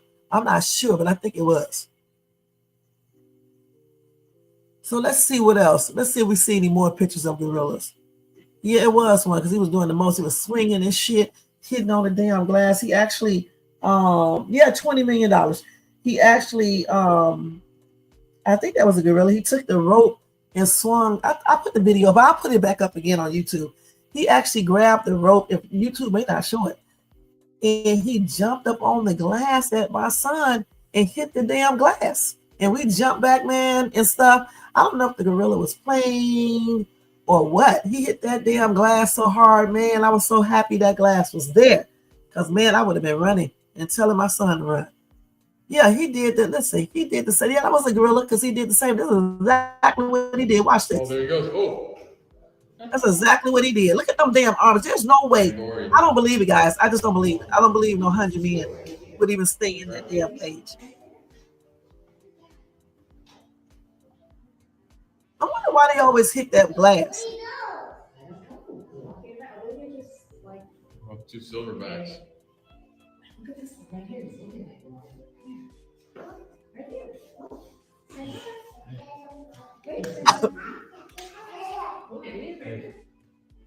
I'm about to put mine back up there because this person got 11,000 views.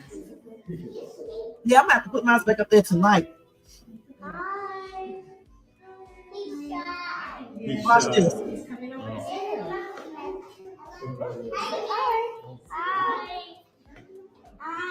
How big his head is, please. Yeah, take his head and crack your head, your skull.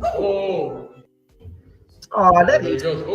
No, when he hit the tape, listen, the video, I wish I could show y'all right now. The video I have, when he hit that glass, he got on that rope and he swung and knocked the crap out that glass. I'm going to put it up tonight on my YouTube shorts, and y'all need to go look at it. Okay, and I'm going to put Kendrick Lamar song on with it. All right, and look at this lady up here doing the most. Let's get this damn lady. Look at this shit right here. Boy, they do some stupid shit. The hell, y'all? What is going on right here, you guys? They look like they kind of peaceful, really. He liked that girl.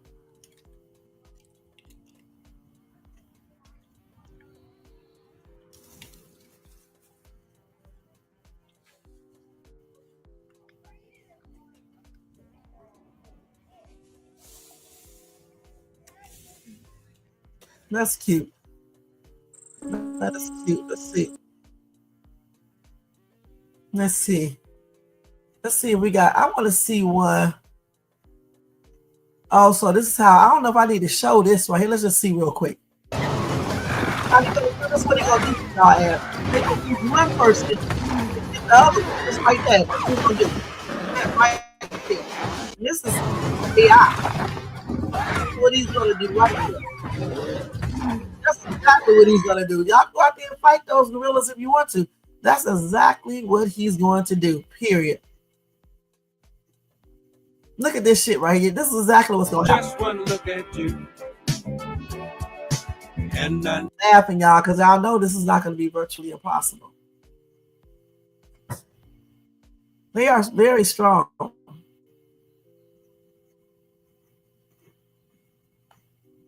Look, they said when y'all down 62 men out of 100 and the gorilla start using his ultimate. nobody care. And I tell my grandma I'm gonna do it. That's what he's gonna do to your ass, okay?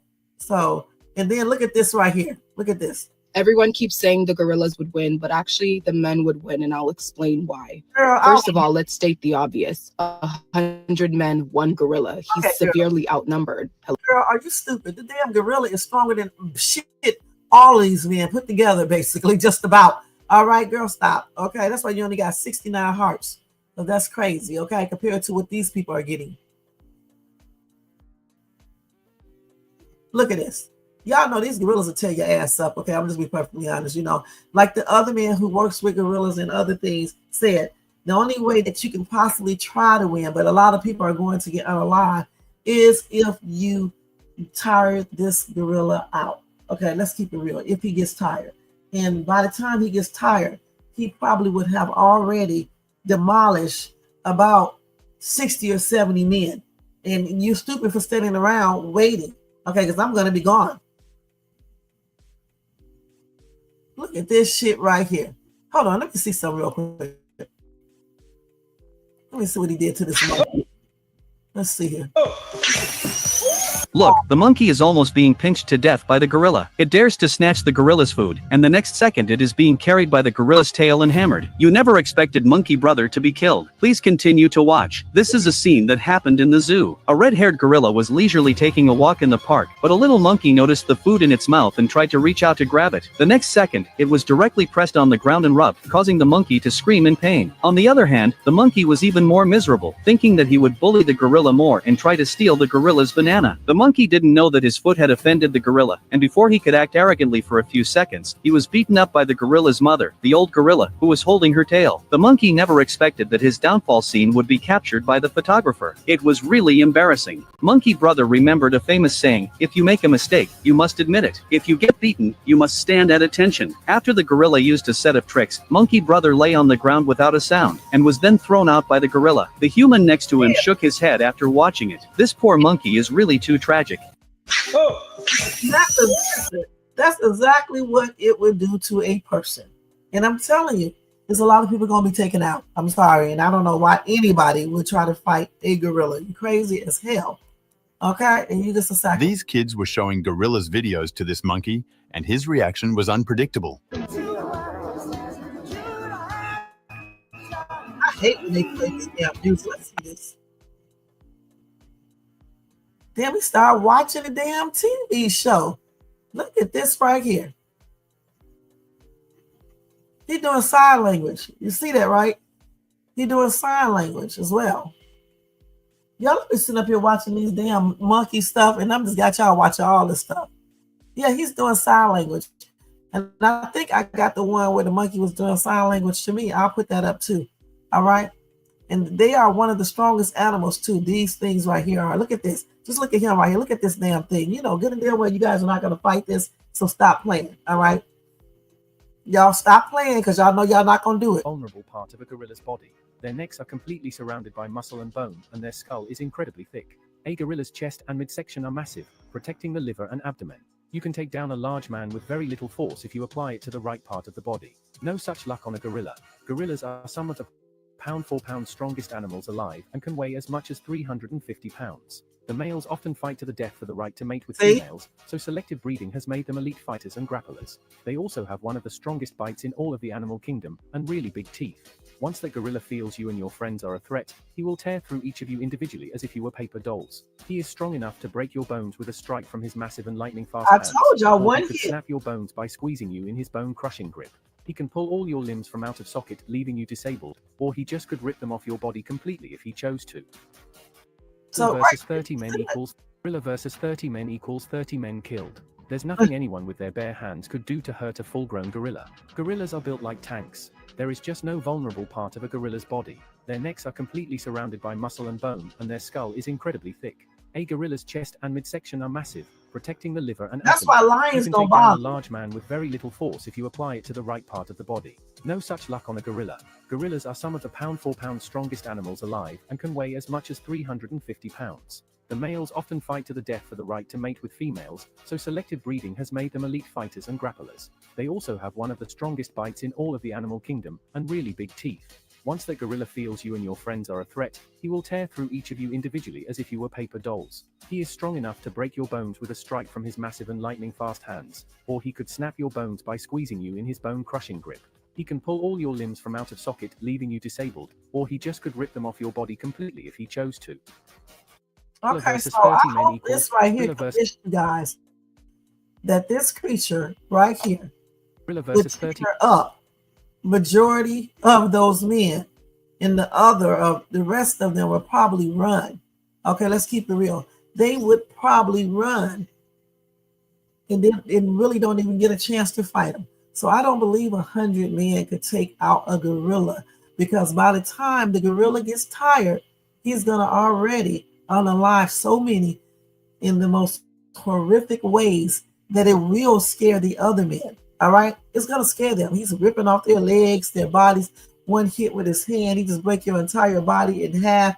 And then you see how he slammed that monkey on that ground continuously. And let me tell you something.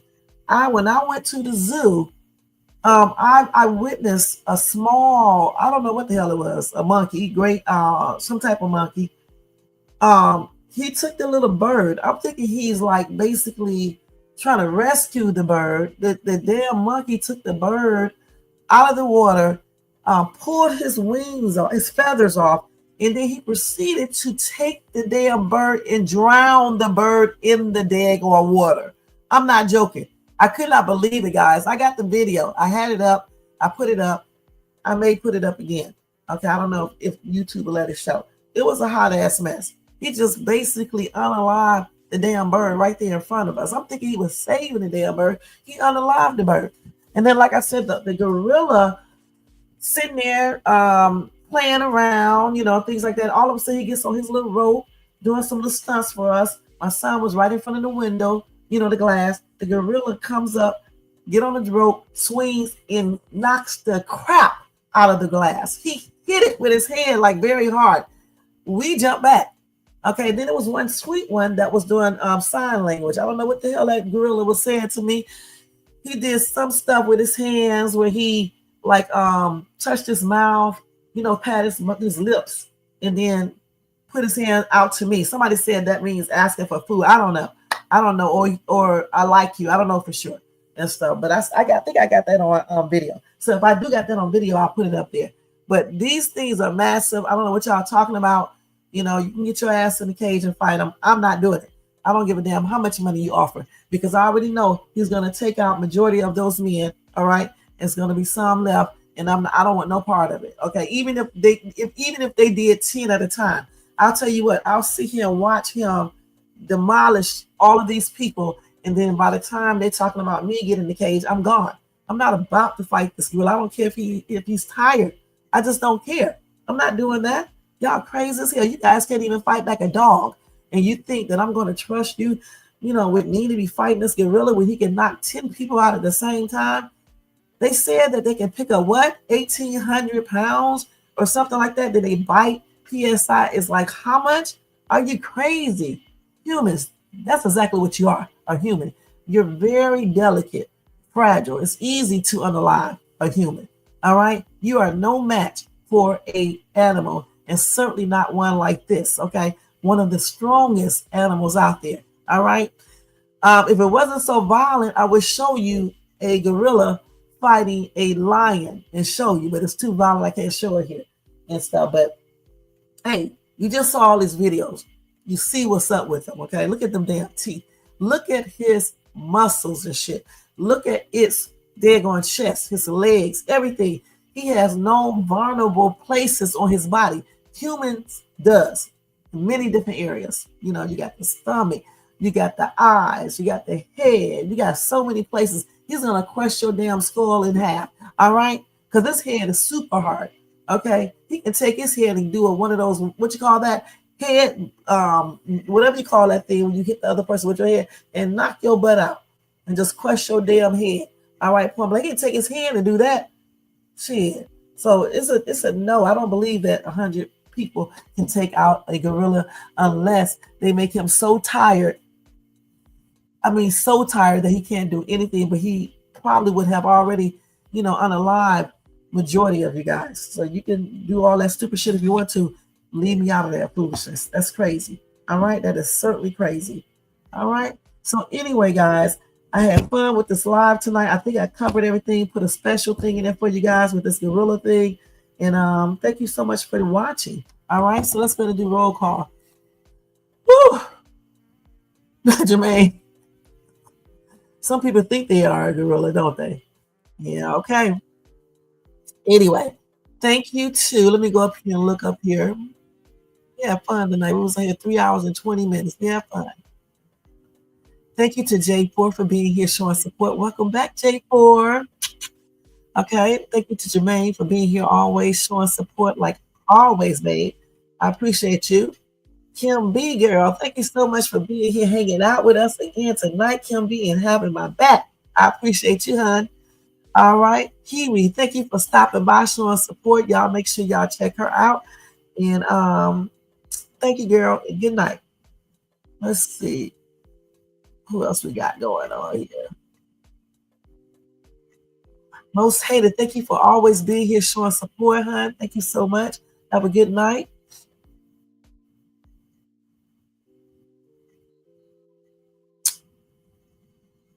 And I think that's it. Let's see. Yeah, I think that's it. Thank you, Jermaine. And thanks to everybody in the bushes, okay? And everybody who who watches this in the replay. I appreciate each and every one of you guys. Hey, y'all, don't forget to thumbs up this video if you enjoyed this content. Also, if you are not subscribed to the channel, make sure you subscribe below. And hit that bell notifications so you can be notified of any upcoming videos. Make sure you share and leave a comment. And if you would like to show additional support for this channel, you can do a super sticker, super chat, or a membership for $4.99, or you can do a Cash App donation to $phase food. All right. Other than that, y'all, I will see y'all tomorrow night. I definitely have fun. I'm not going to do a live tomorrow morning, but I will do one tomorrow night. I got to do a reaction video tomorrow because I forgot to do it today. So make sure if you are into Country Wayne skits to check out the reaction video that I will do tomorrow. And tonight I'll try to find the gorilla video where the gorilla hit that daggone window and scared the shit out of us. All right, I'm going to put that up if YouTube don't block it. And then I'll try to do the other one where the gorilla or monkey or whatever that was unalive the damn bird. And if you heard my reaction, y'all probably will be laughing because my reactions are something else. All right, because I couldn't believe he did that. He's just you know what, an murderer. And I was like, I can't believe it. He just took the bird and just started taking his damn feathers off and just drowned him. That's what they would do to you. Okay, that's exactly what they would do to you. I love gorillas, but damn, I just know they are very, very dangerous. All right, just like those damn mountain lions and those black cats. You know, those black panthers. I'm gonna call them a black panther. All right. Okay. Other than that, y'all check out my YouTube shorts, my other videos, my other reaction videos, my house stuff. I need to put up another one of those videos too. I haven't done one. Once I get through with the living room, I do it, and then I may do like a walkthrough at Dollar Tree. Okay, I got a lot of videos to do, y'all. So much content. I deserve more views. Y'all make sure y'all watch. More thumbs up. Make sure you thumbs up. More subscribers. Make sure you subscribe, and more shares. So make sure you share. All right. Good night, y'all. I'll see y'all tomorrow. Have a blessed Thursday. Happy May and happy born day to all of my May babies. All right, guys. Peace out. This is Shades to you. All right, let's stop this. Good night, gorilla.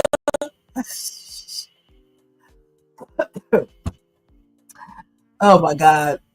Let's see here. Let's see. Okay, y'all know how I do this every night. Oh, let's put this up here first. All right. And then let's put this up here. All right. Thank you guys. Good night. Have a good night's sleep. Let's remove this and I am out.